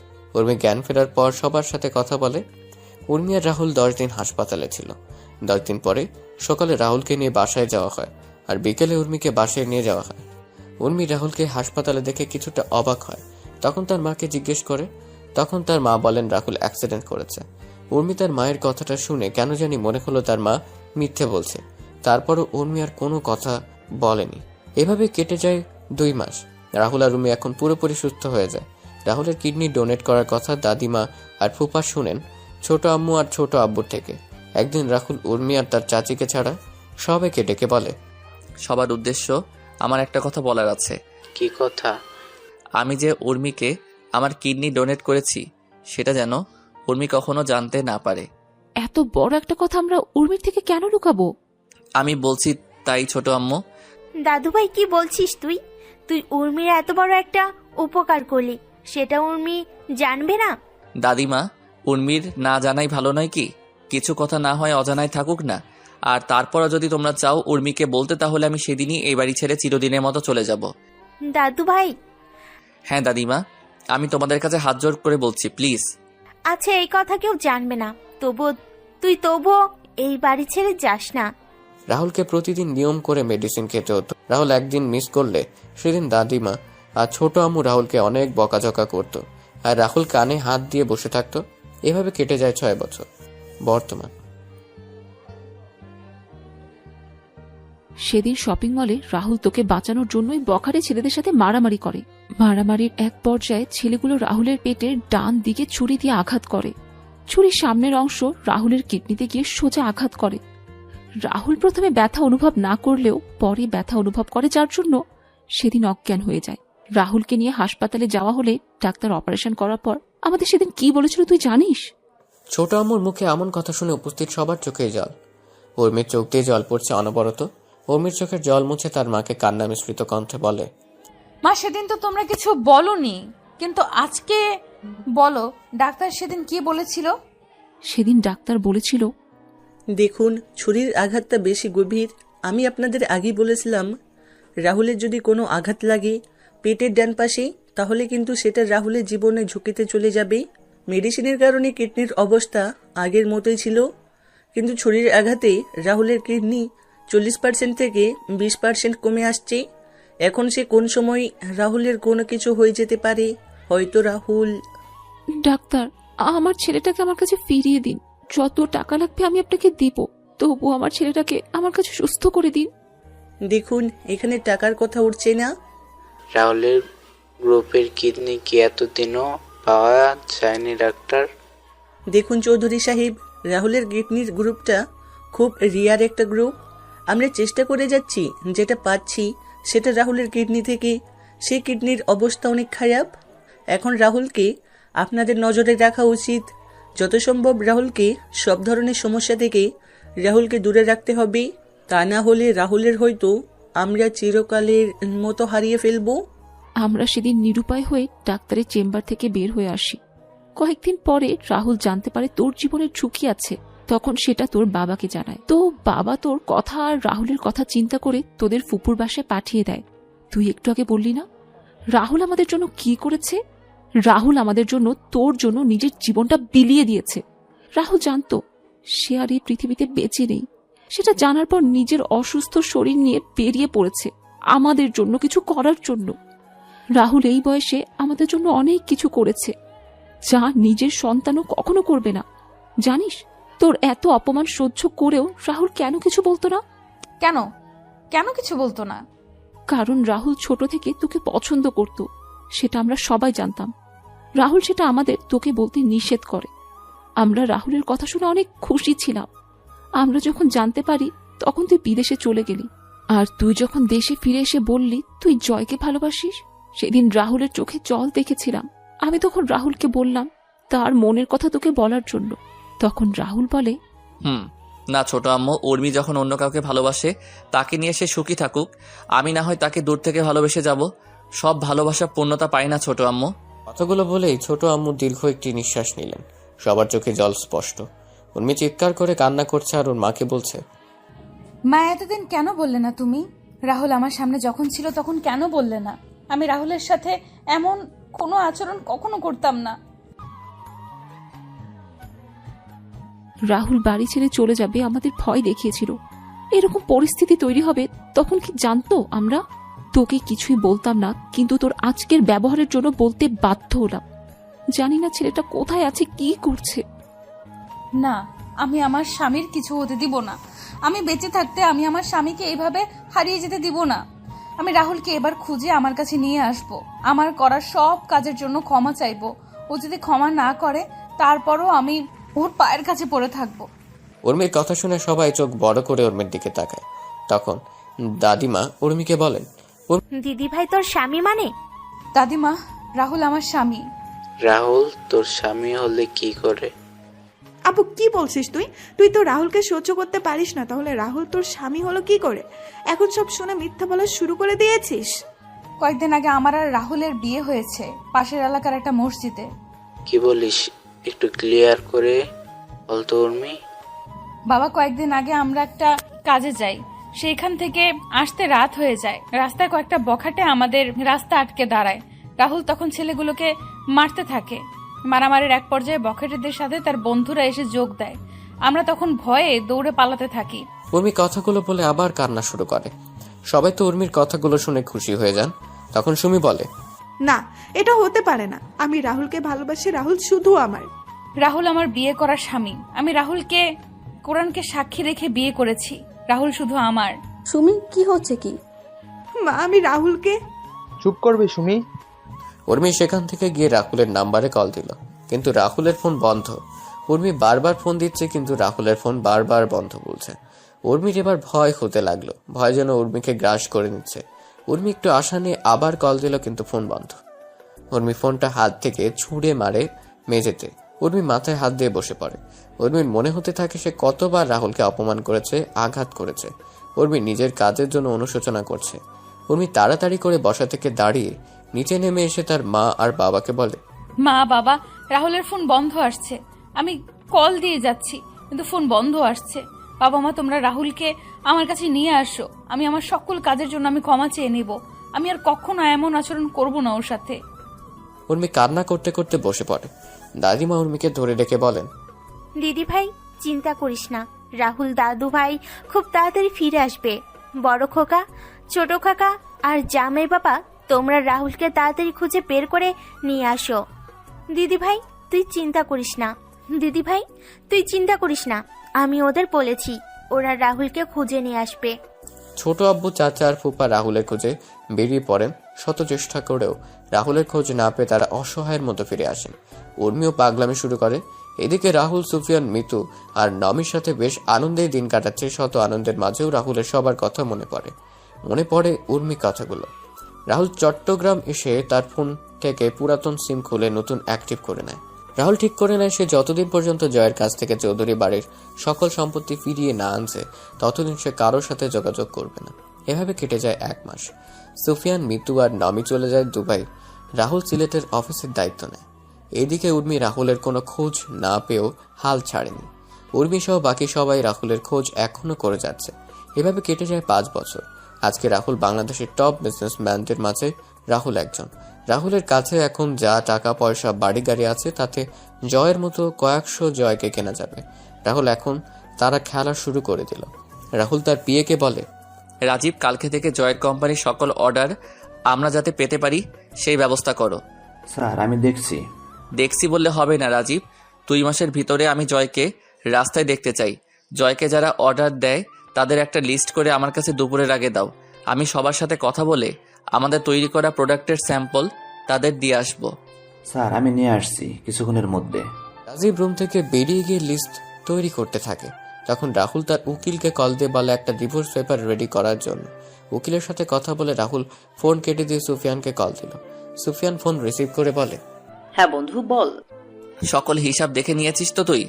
রাহুল, তোকে না বলছি এই কোম্পানি আমি তোর নামে লিখে দিয়ে আসছি, তাহলে কেন আমায় সব কিছুর হিসাব দিচ্ছিস? বন্ধু, কোনো কিছু আমার না, এইগুলো তোর আছে, তোর থাকবে। শালা, তোরে যদি হাতের কাছে পেতাম কি করতি? ভর্তা করে দিতাম। ও আচ্ছা, মিতু আর নমি কেমন আছে? মিতু নমিকে খাইয়ে দিচ্ছে। বন্ধু, কালকে থেকে জয়ের পতন শুরু হবে। তাহলে তো ভালোই। তোরা কবে আসছিস বাংলাদেশে? দেখি, শিওর বলতে পারছি না। তোদের দেখার খুব ইচ্ছে করছে, যদি পারিস তাহলে আসিস। আচ্ছা আচ্ছা, রাখছি তাহলে। আচ্ছা। রাহুল ফোনটা রেখে ক্যান্টিনে চলে যায়। রাহুল ক্যান্টিন থেকে খাওয়া দাওয়া করে আবার কাজ করতে থাকে। রাহুল কাজ করছিল তখন রাজীব রুমে আসে আর বলে, স্যার, এই যে লিস্টগুলো দেখে বুঝতে পারলাম বেশিরভাগ অর্ডার দুবাই থেকে এসেছে, আর কয়েকটা অর্ডার ইন্ডিয়া থেকে। দুবাই একটা কোম্পানির অর্ডার দেখে আমার চোখ আটকে গেল। আমি ফোন নিয়ে সুফিয়ানকে কল দিলাম। সুফিয়ান ফোন রিসিভ করতেই আমি সুফিয়ানকে বললাম, তুই কি এখন ফ্রি আছিস? তোর সাথে কথা বলার জন্য আমি সবসময় ফ্রি আছি, বল কি বলবি? দুবাইয়ের একটা কোম্পানি জয়ের কোম্পানিকে 10,500 কোটি টাকার অর্ডার দিয়েছে। কি বলছিস কি তুই? এটা দেখে আমিও তো অবাক হয়ে গেছি। কোম্পানির নাম কি? আরজি কোম্পানি। কি? হ্যাঁ, আজকে রাতে তো আরজি কোম্পানির সাথে আমার মিটিং আছে। তাহলে তো ভালোই। শোন, তোকে একটা কাজ করতে হবে আমার। আমি বুঝে গেছি কি করতে হবে, তুই চিন্তা করিস না। আজকে আমি ওই কোম্পানি জয়ের সাথে চুক্তি বাতিল করে তোর সাথে চুক্তিতে যাবে। ধন্যবাদ বন্ধু। আর কোনো কোম্পানি আছে কি? বাকিটা আমি সামলে নিব বন্ধু, তুই শুধু এই কাজটা করে দে। চিন্তা করিস না, কালকে সকালে একটা মেল তোর কাছে যাবে। রাহুল ফোন কেটে অফিসের কাজ শেষ করে চলে যায় ডাক্তারের সাথে দেখা করতে। ডাক্তারের চেম্বারে গিয়ে রাহুল বলে, আচ্ছা, ডাক্তার কেমন আছেন? আরে রাহুল যে, ভালো আছি। তুমি কেমন আছো? আছি একরকম। কোনো সমস্যা হয়েছে? কয়েকটা পেইন কিলার দরকার ছিল। কেন, কি হয়েছে? ব্যথা একটু বেড়ে গেছে। আচ্ছা, আমি লিখে দিচ্ছি। আচ্ছা। রাহুল, তোমায় একটা কথা বলার ছিল। হ্যাঁ ডাক্তার বলুন। উর্মি এই হাসপাতালে আসে আর তোমার খোঁজ করে কালকেও এসেছিল। আর কত লুকোচুরি খেলবে? এবার তো তাদের সামনে দাঁড়াতে পারো গিয়ে। সবাই তোমার আশা ছেড়ে দিলেও উর্মি তোমায় খুঁজে যাচ্ছে। মেয়েটার চেহারা কেমন যেন রুক্ষ হয়ে গেছে। উর্মির দিকে তাকালে কেমন জানি মায়া হয়। যাব ডাক্তার, আর 2 মাস পরে আমি তাদের সামনে গিয়ে দাঁড়াবো। যত তাড়াতাড়ি পারো তাদের সাথে দেখা করো। রাহুল প্রেসক্রিপশন নিয়ে ডাক্তারের রুম থেকে বেরিয়ে এলো। রাহুল একটা দোকান থেকে মেডিসিন কিনে গাড়িতে উঠতে যাবে, তখন রাহুল কারোর সাথে ধাক্কা লাগে। রাহুল তাকিয়ে দেখতে পায় একটা মেয়ে। রাহুল ভালো করে তাকিয়ে দেখলো এটা সুমি। রাহুল সরি বলে সেখান থেকে চলে আসছিল, তখন লোকটাকে আমি সরি বলতে যাব, তখন তাকিয়ে দেখলাম কেমন জানি পরিচিত মনে হচ্ছিল। আমি একটু ভালো করে লোকটার পা থেকে মাথা পর্যন্ত খেয়াল করলাম। লোকটাকে দেখে রাহুলের মতো মনে হচ্ছিল। আমি তখন বললাম, রাহুল, এই রাহুল। আমি সুমির কথার কোনো উত্তর না দিয়ে আমি আমার গাড়ির কাছে চলে এলাম, আর মেয়েটা পিছন থেকে আমায় ডাকছে আর আমার পিছন পিছন আসছে। রাহুল দাঁড়াও, রাহুল একটিবার দাঁড়াও প্লিজ রাহুল। আমি তাড়াতাড়ি করে গাড়িতে উঠে গাড়ি স্টার্ট দিয়ে সেখান থেকে চলে এলাম। আমি আমার মনের সুখে গাড়ি চালাচ্ছিলাম, তখন খেয়াল করলাম একটা গাড়ি আমায় ফলো করছে। আমি গাড়িটার দিকে একটু ভালো করে তাকিয়ে দেখলাম গাড়িটা সুমির গাড়ি। আমি তাড়াতাড়ি করে গাড়ির স্পিড বাড়িয়ে দিলাম। কিছুক্ষণ পর আমি বাসায় এসে নিজের রুমে চলে গেলাম।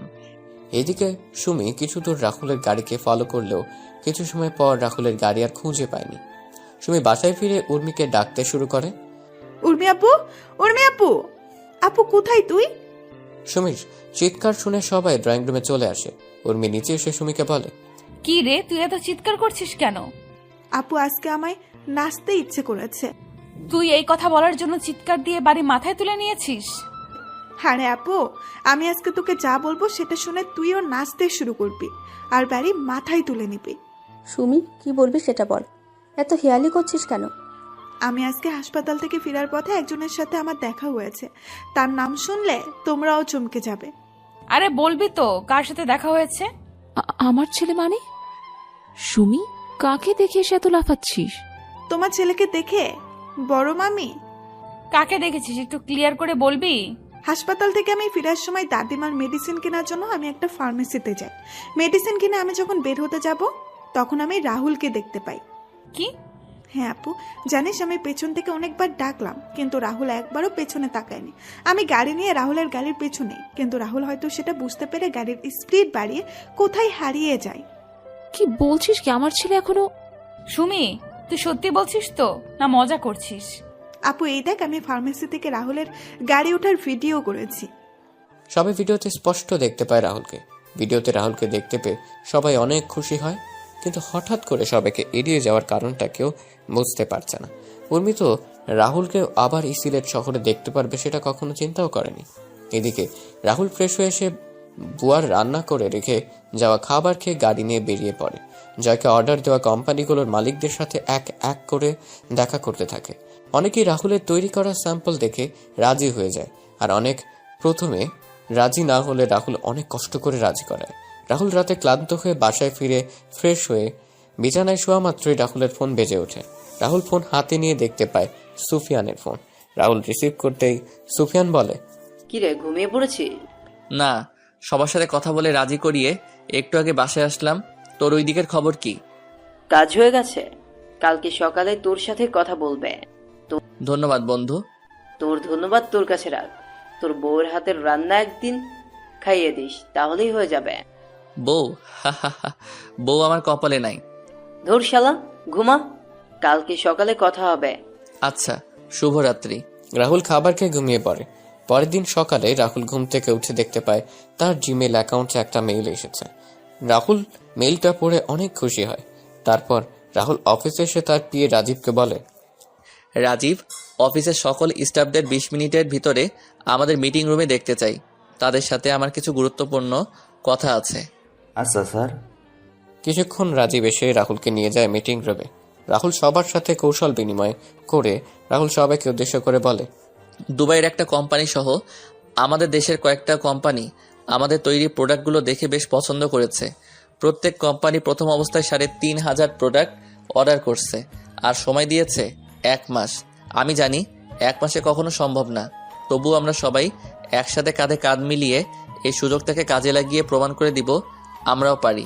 সবার বেতন ডাবল করে দিব, আর যারা ওভারটাইম কাজ করবে তারাও ওভার কাজের জন্য বোনাস পাবেন। যে করে হোক আমাদের জয় গ্রুপ ও কোম্পানিকে পথে নিয়ে আসব। আমি অফিসে জয়েন করার পর আমার কষ্টের কথাগুলো আপনার সাথে শেয়ার করেছি, কারণ আপনারা সবাই হলেন আমার আরেকটা পরিবার। এখন আপনারা যদি আমায় সহযোগিতা করেন তাহলে ওই জয়কে ওর পাপের শাস্তি দিতে পারবো। এখন বাকিটুকু আপনাদের ইচ্ছা। তখন সবাই মিলে একসাথে বলে ওঠে, স্যার আমরা আমাদের নিজেদের সবটা দিয়ে কাজ করে যাব। স্যার আমরা আপনার সাথে আছি সব সময় এবং থাকব। ধন্যবাদ আপনাদের, সত্যি আমি আপনাদের কাছে কৃতজ্ঞ। আপনারা তাহলে কাজ শুরু করে দিন। এদিকে জয় জানতে পারে তার সকল অর্ডার ক্যান্সেল হয়ে গেছে এবং অর্ডারগুলো আর চৌধুরী নামে একটা কোম্পানিকে দেওয়া হয়েছে। জয় সব শুনে চিৎকার করে বলে, না না, এটা হতে পারে না। আমি যদি অর্ডারগুলো না পাই তাহলে আমায় রাস্তায় নামতে হবে। ব্যাংক থেকে নেওয়ার ঋণ যদি পরিশোধ করতে না পারি তাহলে আমার সব কিছু শেষ হয়ে যাবে। জয় যখন অফিস থেকে বের হয়ে যাবে তখন তার কোম্পানির শ্রমিকরা এসে জয়কে বলে তাদের বেতন দেওয়ার জন্য। 3 মাসের দেওয়ার জন্য, আর ফ্যাক্টরি কয়েকটা মেশিন নষ্ট হয়ে গেছে। কিসের বেতন? তোদের কোনো বেতন এখন দেওয়া যাবে না। চুপচাপ গিয়ে কাজ কর, নাহলে সব কটাকে বের করে দেব। মেশিনগুলো নিজেরা ঠিক কর গিয়ে। তখন শ্রমিকরা বলে যদি বেতন না দেওয়া হয় তাহলে তারা আর চৌধুরী কোম্পানি কাজ করবে। শ্রমিকদের কথা শুনে জয়ের লোকেরা রেগে গিয়ে লাঠি হাতে শ্রমিকদের উপর হামলা করে। এইদিকে রাহুল তার অফিস থেকে সবকিছু বসে দেখছে আর হাসছে। এভাবে কেটে যায় 2 মাস। রাহুল সকল কোম্পানির অর্ডারগুলো সঠিক সময়ে পূরণ করতে পেরেছে। রাহুল তার অর্জিত টাকা থেকে তার কোম্পানির স্টাফদের ডাবল বেতন সহ বোনাস প্রদান করে কোম্পানির সবাই অনেক খুশি আজকে। এদিকে ব্যাংক জয়ের সবকিছু বাজেয়াপ্ত করে নিলামে তুলে। জয় চুপচাপ বসে আছে এক কোণে। জয় অনেক চেষ্টা করেছিল আর চৌধুরীর সাথে দেখা করার জন্য, কিন্তু পারেনি, তাই জয় বসে আছে। নিলামে জয় সম্পত্তি অনেক বিজনেসম্যান কেনার জন্য বসে আছে। নিলাম শুরু হলে একজন করে তাদের বাজেট অনুযায়ী দাম বলছে। নিলামের শেষ পর্যায়ে এসে রাহুল বলে ওঠে, 80 কোটি টাকা। 80 কোটি টাকা শুনে সবাই পেছনে তাকিয়ে দেখতে পায় রাহুলকে। সবাই অবাক হয়ে তাকিয়ে আছে। তখন নিলাম কর্মী মাইকে ঘোষণা করে জয়ের সম্পত্তি 80 কোটি টাকায় বিক্রি করে দেন। রাহুল টাকা পরিশোধ করে কাগজ বুঝে নিয়ে যখন চলে যাবে তখন জয় রাহুলের সামনে এসে বলে, কে তুই? 40 কোটি টাকার সম্পত্তি তুই 80 কোটি টাকা দিয়ে কিনে নিলি? তখন রাজীব পাশ থেকে বলে ওঠে, উনি হচ্ছেন বাংলাদেশের টপ বিজনেসম্যান রাহুল চৌধুরী। কি? তার মানে তুই আমায় এভাবে রাস্তায় নামিয়ে নিয়ে এসেছিস? রাস্তার কুত্তাকে তো রাস্তাতেই সুন্দর বানায়। তুই কি বললি? তুই যেভাবে আমার ছোট আব্বুর কাছ থেকে ওনার সম্পত্তি হাতিয়ে নিয়েছিলি ঠিক তেমনি আমি সেই সম্পত্তিগুলো তোর কাছ থেকে নিয়ে নিলাম। আমি অবশ্য তোর মতো বেইমানি করে নেইনি, আমি লিগেলি নিয়েছি সব। ছোট আব্বু মানে? আর কে তুই? তোকে তো চেনা চেনা মনে হচ্ছে। মনে আছে এই বাড়িতে এই জায়গায় দাঁড়িয়ে তোকে আমি কি বলেছিলাম? কি বলেছিলি? জায়গা এটা থাকবে, বাড়িও এটা থাকবে, তফাৎ শুধু হবে আমি বাড়ির মালিক আর আপনি রাস্তার কুত্তা হবেন। রাহুল তুই? যাক, চিনতে পেরেছেন তাহলে। কিন্তু কি করে তুই? চৌধুরী বাড়ির চাকর যখন টপ বিজনেসম্যান, এটা বিশ্বাস হচ্ছে না। জানেন তো, ইচ্ছেটা যদি পবিত্র হয় তাহলে সৃষ্টিকর্তা কাউকে কখনো নিরাশ করেন না। আমার ইচ্ছেটা ছিল পবিত্র, তাই তো আমি বাংলাদেশের টপ বিজনেসম্যান। আপনাকে আপনার শ্বশুরবাড়ি নিয়ে যাওয়ার জন্য বাইরে আপনার শালা আর সম্বন্ধীরা অপেক্ষা করছে। আজকে আসি তাহলে। এদিকে সবাই নিউজে দেখছে কোন এক আর চৌধুরী 80 কোটি টাকা দিয়ে দেউলিয়া জয়ের সমস্ত সম্পত্তি কিনে নিয়েছে। এই নিউজ দেখে সবার মনে হাসি ফুটে ওঠে। তখন দাদিমা বলেন, দেখেছো তোমরা সৃষ্টিকর্তা কিভাবে শয়তানকে শাস্তি দিয়েছে? আমি বলেছিলাম না, জয় তার পাপের শাস্তি একদিন ঠিকই পাবে। হ্যাঁ মা, সৃষ্টিকর্তা আপনার কথা শুনেছেন। এখন শুধু আমার ছেলেটাকে আমার কাছে যেন ফিরিয়ে দেন, সেটাই সৃষ্টিকর্তার কাছে চাই। এদিকে রাহুল গাড়িতে এসে রাজীব আর ড্রাইভারকে বিদায় দিয়ে রাহুল নিজে গাড়ি ড্রাইভ করা শুরু করে। রাহুল চিন্তা করছে ওই বাড়ির সবাই যখন জানতে পারবে তারা তাদের হারানো সবকিছু ফিরে পেয়েছে তখন তারা কতটা খুশি হবে। রাহুল কোর্টে এসে ডিভোর্সের কাগজটা নিয়ে ফুফুদের বাসার উদ্দেশ্যে রওনা দিল। হঠাৎ করে রাহুলের পেটের ডান পাশে ব্যথা শুরু হয়, সাথে রাহুলের মুখ দিয়ে রক্ত পড়া শুরু হয়। রাহুল গাড়ি থামিয়ে গাড়ি থেকে নেমে জল দিয়ে মুখ ধুয়ে একটা পেইন কিলার খেয়ে নেয়। রাহুল গাড়িতে এসে আবার গাড়ি চালানো শুরু করে, কিন্তু ব্যথাটা যেন কমছে না। রাহুল ফুফাদের বাসায় এসে পৌঁছতে সন্ধ্যা হয়ে যায়। রাহুল বাসার কাছে এসে বেল বাজায়। কিছুক্ষণ পর রাহুলের ফুফু এসে দরজা খুলে দিলেন। রাহুলকে দেখে তো ফুফু অবাক হয়ে যান। ফুফু রাহুলকে জড়িয়ে ধরে কান্না করে দিলেন। রাহুল ফুপুকে শান্ত করে তখন ফুফু রাহুলকে বলেন, রাহুল কেমন আছিস তুই? এতদিন পরে আমাদের কথা মনে পড়লো তোর? মনে পড়তো, কিন্তু কাজের জন্য আসতে পারিনি। তুমি কেমন আছো ফুপু? এতদিন ভালো ছিলাম না, এখন থেকে ভালো থাকবো। আর জয়কে রাস্তায় না নামিয়ে আসতাম কি করে বলো তুমি? মানে? বাকি সবাই কোথায় ফুপু? সবাই বাসায় আছে, তুই দাঁড়া, আমি ডাকছি সবাইকে। ভাইয়া, ভাবি, মা, উর্মি, সুমি কোথায় তোমরা? তাড়াতাড়ি নিচে আসো, দেখে যাও কে আসছে। ফুফুর আওয়াজ শুনে সবাই নিচে আসে। নিচে এসে সবাই রাহুলকে দেখে তো অবাক। ছোট আম্মু রাহুলকে জড়িয়ে ধরে কান্না শুরু করে দিলেন। রাহুল ছোট আম্মুকে জড়িয়ে ধরে আছে। উর্মি রাহুলকে দেখে উর্মির মুখে ফুটে উঠছে এক তৃপ্তির হাসি। তখন দাদিমা রাহুলকে ধরে কান্না করে বলেন, দাদু ভাই, এতদিন পরে আমাদের কথা মনে পড়লো তোর? এবার হয়তো মরতে পারবো শান্তিতে। সৃষ্টিকর্তা হয়তো তোকে দেখা পাওয়ার জন্যই আমায় এতদিন বাঁচিয়ে রেখেছিলেন। আমি দাদিমাকে জড়িয়ে ধরে বললাম, কি করব?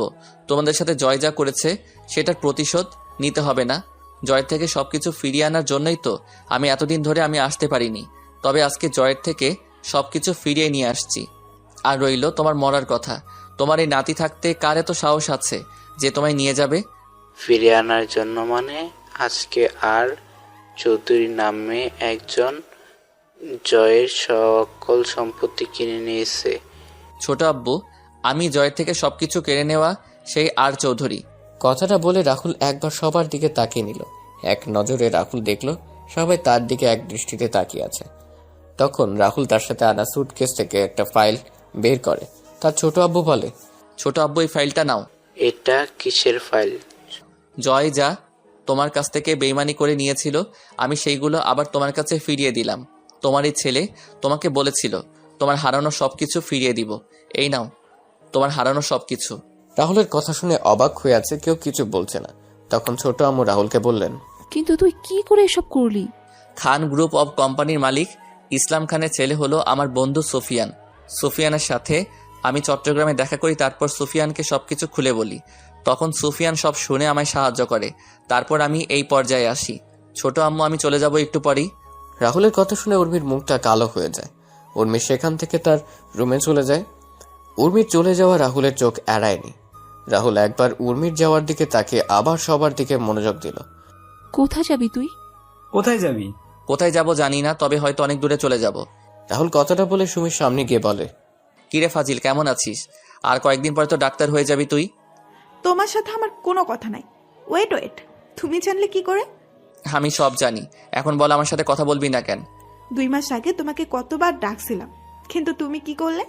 আমার কোনো কথার ডাক না শুনে চলে গেলে। আচ্ছা, আমার ভুল হয়েছে, আমায় ক্ষমা করে দিন। না, কোনো ক্ষমা নাই। আমি আর কয়েক ডজন চকলেট এনেছিলাম তোর জন্য, কিন্তু তুই তো কথা বলবি না আর আমায় ক্ষমা করবি না। তাহলে কি আর করার, সেগুলো আবার নিয়ে যাব। আচ্ছা, নিয়ে যাও, আমি কি মানা করছি? আচ্ছা। রাহুল সুটকেসটা নিয়ে সিঁড়ি বেয়ে উপরে উঠছিল।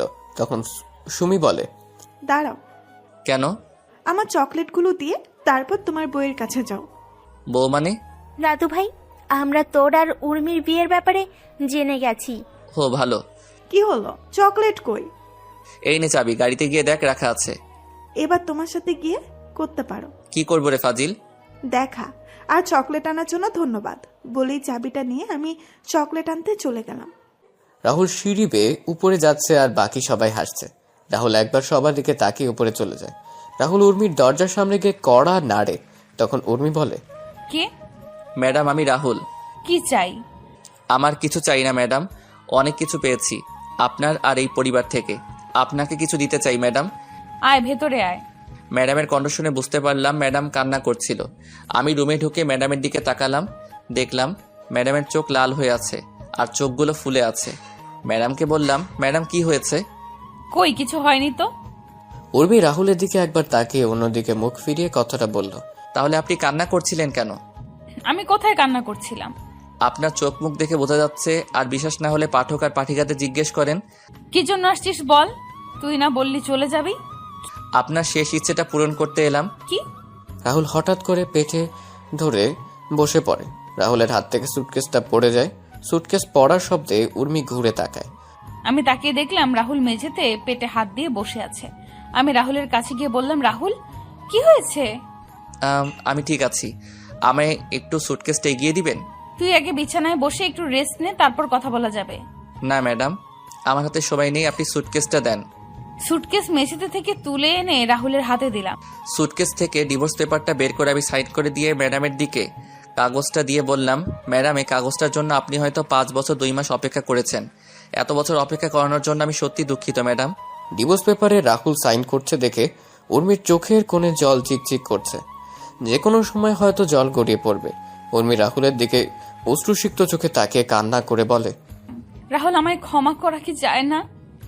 কি জন্য ক্ষমা করব? তাহলে আমায় ডিভোর্স দিচ্ছ কেন? আপনি এই একটা জিনিসই তো আমার কাছে চেয়েছেন। আমি আপনাকে না করি কিভাবে? সবসময় তো আমায় বাদ দিন ওইসব কথা। রাহুল আমায় আপন করে নেওয়া যায় না? আগে সবকিছু কি ভোলা যায় না? ম্যাডাম আসি আমি, আমাদের ডিভোর্স হয়ে গেছে ম্যাডাম, আর এখন তো সব শেষ হয়ে গেছে। রাহুল প্লিজ আমায় মাফ করে দাও। আমি জানি আমি তোমার সাথে যা করেছি সেটা ক্ষমার অযোগ্য। আমি সেদিন সত্যিটা জানতে পেরেছি। সেদিন নিজের করা কাজের জন্য আর নিজের উপর ঘৃণা হয় আমার ডিভোর্স লাগবে না রাহুল। আমার শুধু তোমাকে প্রয়োজন, আর কখনো আমি তোমাকে অবহেলা করব না। আমায় একটা সুযোগ দাও তুমি। ম্যাডাম সেটা আর সম্ভব না। আর ভালো থাকবেন, ভালো কাউকে দেখে বিয়ে করে নেবেন, পারলে এই চাকরটাকে মাফ করে দিয়েন।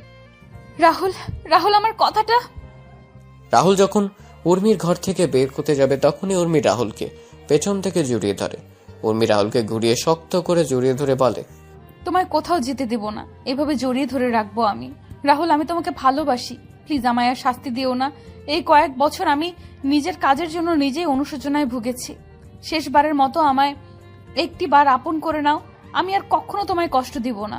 কি হলো, কথা বলছো না কেন রাহুল? আমি জানি আমি অনেক খারাপ কাজ করেছি ছোটবেলা থেকে, কিন্তু সবকিছুর জন্য আমি ক্ষমা চাইছি রাহুল। রাহুল আমি আমার ভালোবাসা দিয়ে আগের সব স্মৃতিগুলো মুছে দিব। তুমি যেমনটা চাইবে আমি তেমন করে চলবো, তবু তুমি আমায় আর ছেড়ে যেও না। তুমি যদি এবার আমায় ছেড়ে যাও তাহলে আমি সত্যি সত্যি মারা যাব। রাহুল আমায় ক্ষমা করে একটি বার আপন করে নাও, প্লিজ প্লিজ। কি হলো, কথা বলছো না কেন তুমি? উর্মি হঠাৎ তার পিঠে অনুভব করে পানি জাতীয় তরল কিছু পড়ছে। উর্মি রাহুলকে ছেড়ে দিতেই রাহুল মাটিতে পড়ে যায়। উর্মি দেখতে পায় রাহুল মুখ থেকে রক্ত পড়ছে। উর্মি চিৎকার করে রাহুলকে জড়িয়ে ধরে। উর্মি তাড়াতাড়ি করে জল নিয়ে এসে রাহুলের চোখে মুখে দিতে থাকে। উর্মি কান্না করছে আর বলছে, এই রাহুল একটিবার চোখ খোলো না, তোমার কিছু হতে পারে না। এই রাহুল একটিবার চোখ খুলো না, প্লিজ চোখটা খুলো রাহুল। তুমি আমার সাথে এমনটা করতে পারো না রাহুল। এই রাহুল। উর্মি রাহুলের চোখে মুখে জল ছিটিয়ে দিচ্ছে আর রাহুলকে ডাকছে। হঠাৎ করে রাহুল চোখে খুলে তাকায়। রাহুলকে চোখ খুলতে দেখে উর্মি রাহুলকে জড়িয়ে ধরে রাহুলের সমস্ত মুখে কিস করতে থাকে। তখন রাতুল কাঁপা কাঁপা কণ্ঠে বলে, ম্যাডাম আপনাকে ছোট থেকে একটা কথা বলবো বলে বলা হয়ে ওঠেনি, কিন্তু এখন না বলতে পারলে হয়তো আর বলা হয়ে উঠবে না। রাহুল তোমার কিচ্ছু হবে না, তুমি ঠিক হয়ে যাবে খুব তাড়াতাড়ি। তুমি সুস্থ হয়ে গেলে আমি সব কথা শুনবো তোমায় একটা হসপিটালে নিয়ে যেতে হবে। দাঁড়াও, মা, বাবা, চাচ্চু, সুমি সবে মাত্র চকলেট নিয়ে তার রুমে আসছে। তখন উর্মির চিৎকার শুনতে পায়। তাড়াতাড়ি করে উর্মির রুমের দিকে পা বাড়ায়। এদিকে রাহুল উর্মিকে বলছে, ম্যাডাম আমার হাতে হয়তো আর বেশি সময় নেই। আমি না আপনাকে সেই ছোট থেকে পছন্দ করতাম, আর কবে আপনাকে ভালোবেসে ফেলেছি সেটা নিজেই বুঝতে পারিনি। আপনার সাথে যখন কথা বলতে যেতাম তখন আপনি আমার সাথে অনেক রেগে কথা বলতেন, দুর্ব্যবহার করতেন।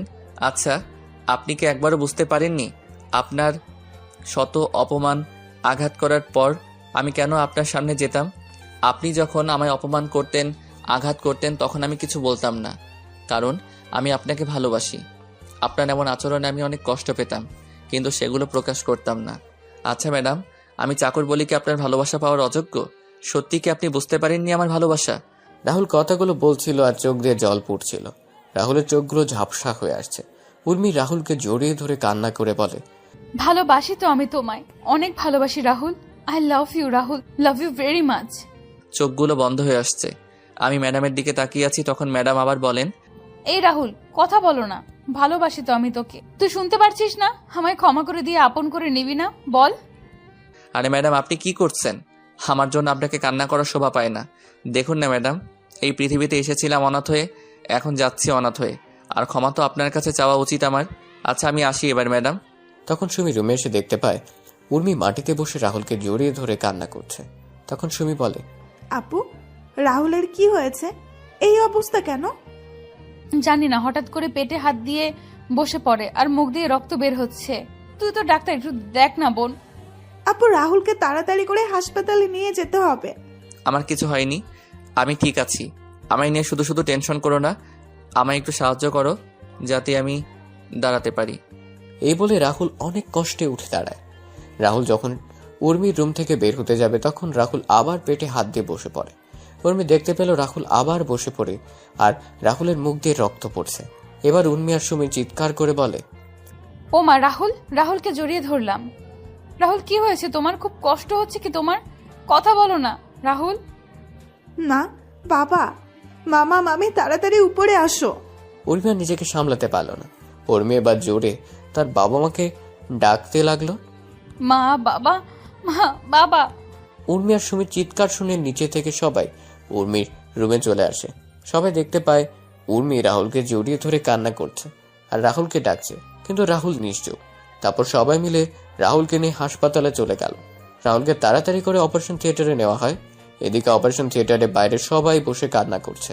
ভিতরে রাহুলের অপারেশন চলছে। হঠাৎ ডাক্তার খেয়াল করেন রাহুল নিঃশ্বাস চলছে না। রাহুলের বুকে চাপ দিয়ে চেষ্টা করা হলো, কিন্তু ডাক্তাররা ব্যর্থ হলেন। ডাক্তার রাহুলের মুখ থেকে অক্সিজেনের মাস্ক খুলে নিলেন। বন্ধ হয়ে গেল রাহুল শ্বাস প্রশ্বাস চিরকালের জন্য। রাহুল চলে গেল এই পৃথিবীর মায়াজাল বেঁধে করে পরপার যাত্রায়। অপারেশন থিয়েটারে সবাই এক দৃষ্টিতে তাকিয়ে আছে রাহুলের প্রাণহীন দেহটার দিকে। তখন ডাক্তার নার্সকে বললেন, ডেড বডিটাকে বাহিরে নিয়ে যাও। আপনারা ঠিকই শুনেছেন, মানুষের প্রাণহীন দেহটাকে ডাক্তারদের ভাষায় ডেড বডি বা লাশ বলে। ডাক্তারের কথায় নার্স ডেড বডিটার উপর সাদা চাদর জুড়ে স্ট্রেচারে করে ঠেলতে ঠেলতে অপারেশন থিয়েটার থেকে বের করে উর্মিদের সামনে রেখে চলে যায়। সাদা চাদরে জড়ানো ডেড বডিটা দেখে সবার যেন প্রাণটা বেরিয়ে যাবার উপক্রম হলো। উর্মি কাঁপা কাঁপা হাতে সাদা চাদর সরিয়ে দেখতে পায় রাহুল খুব সুন্দর করে ঘুমিয়ে আছে। রাহুলকে ঘুমন্ত অবস্থায় দেখতে কি সুন্দর লাগছে। উর্মি রাহুলকে জড়িয়ে ধরে কান্না করছে।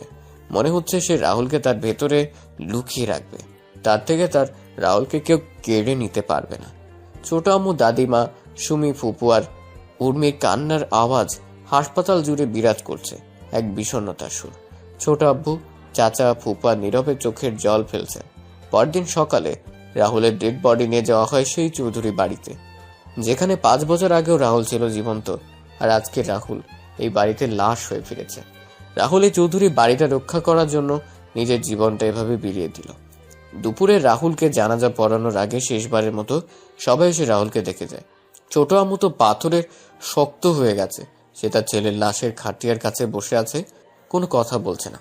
উর্মি এসে রাহুলের পাশে বসে রাহুলকে জড়িয়ে ধরে বলে, এত অভিমান করলে আমার উপর তুমি?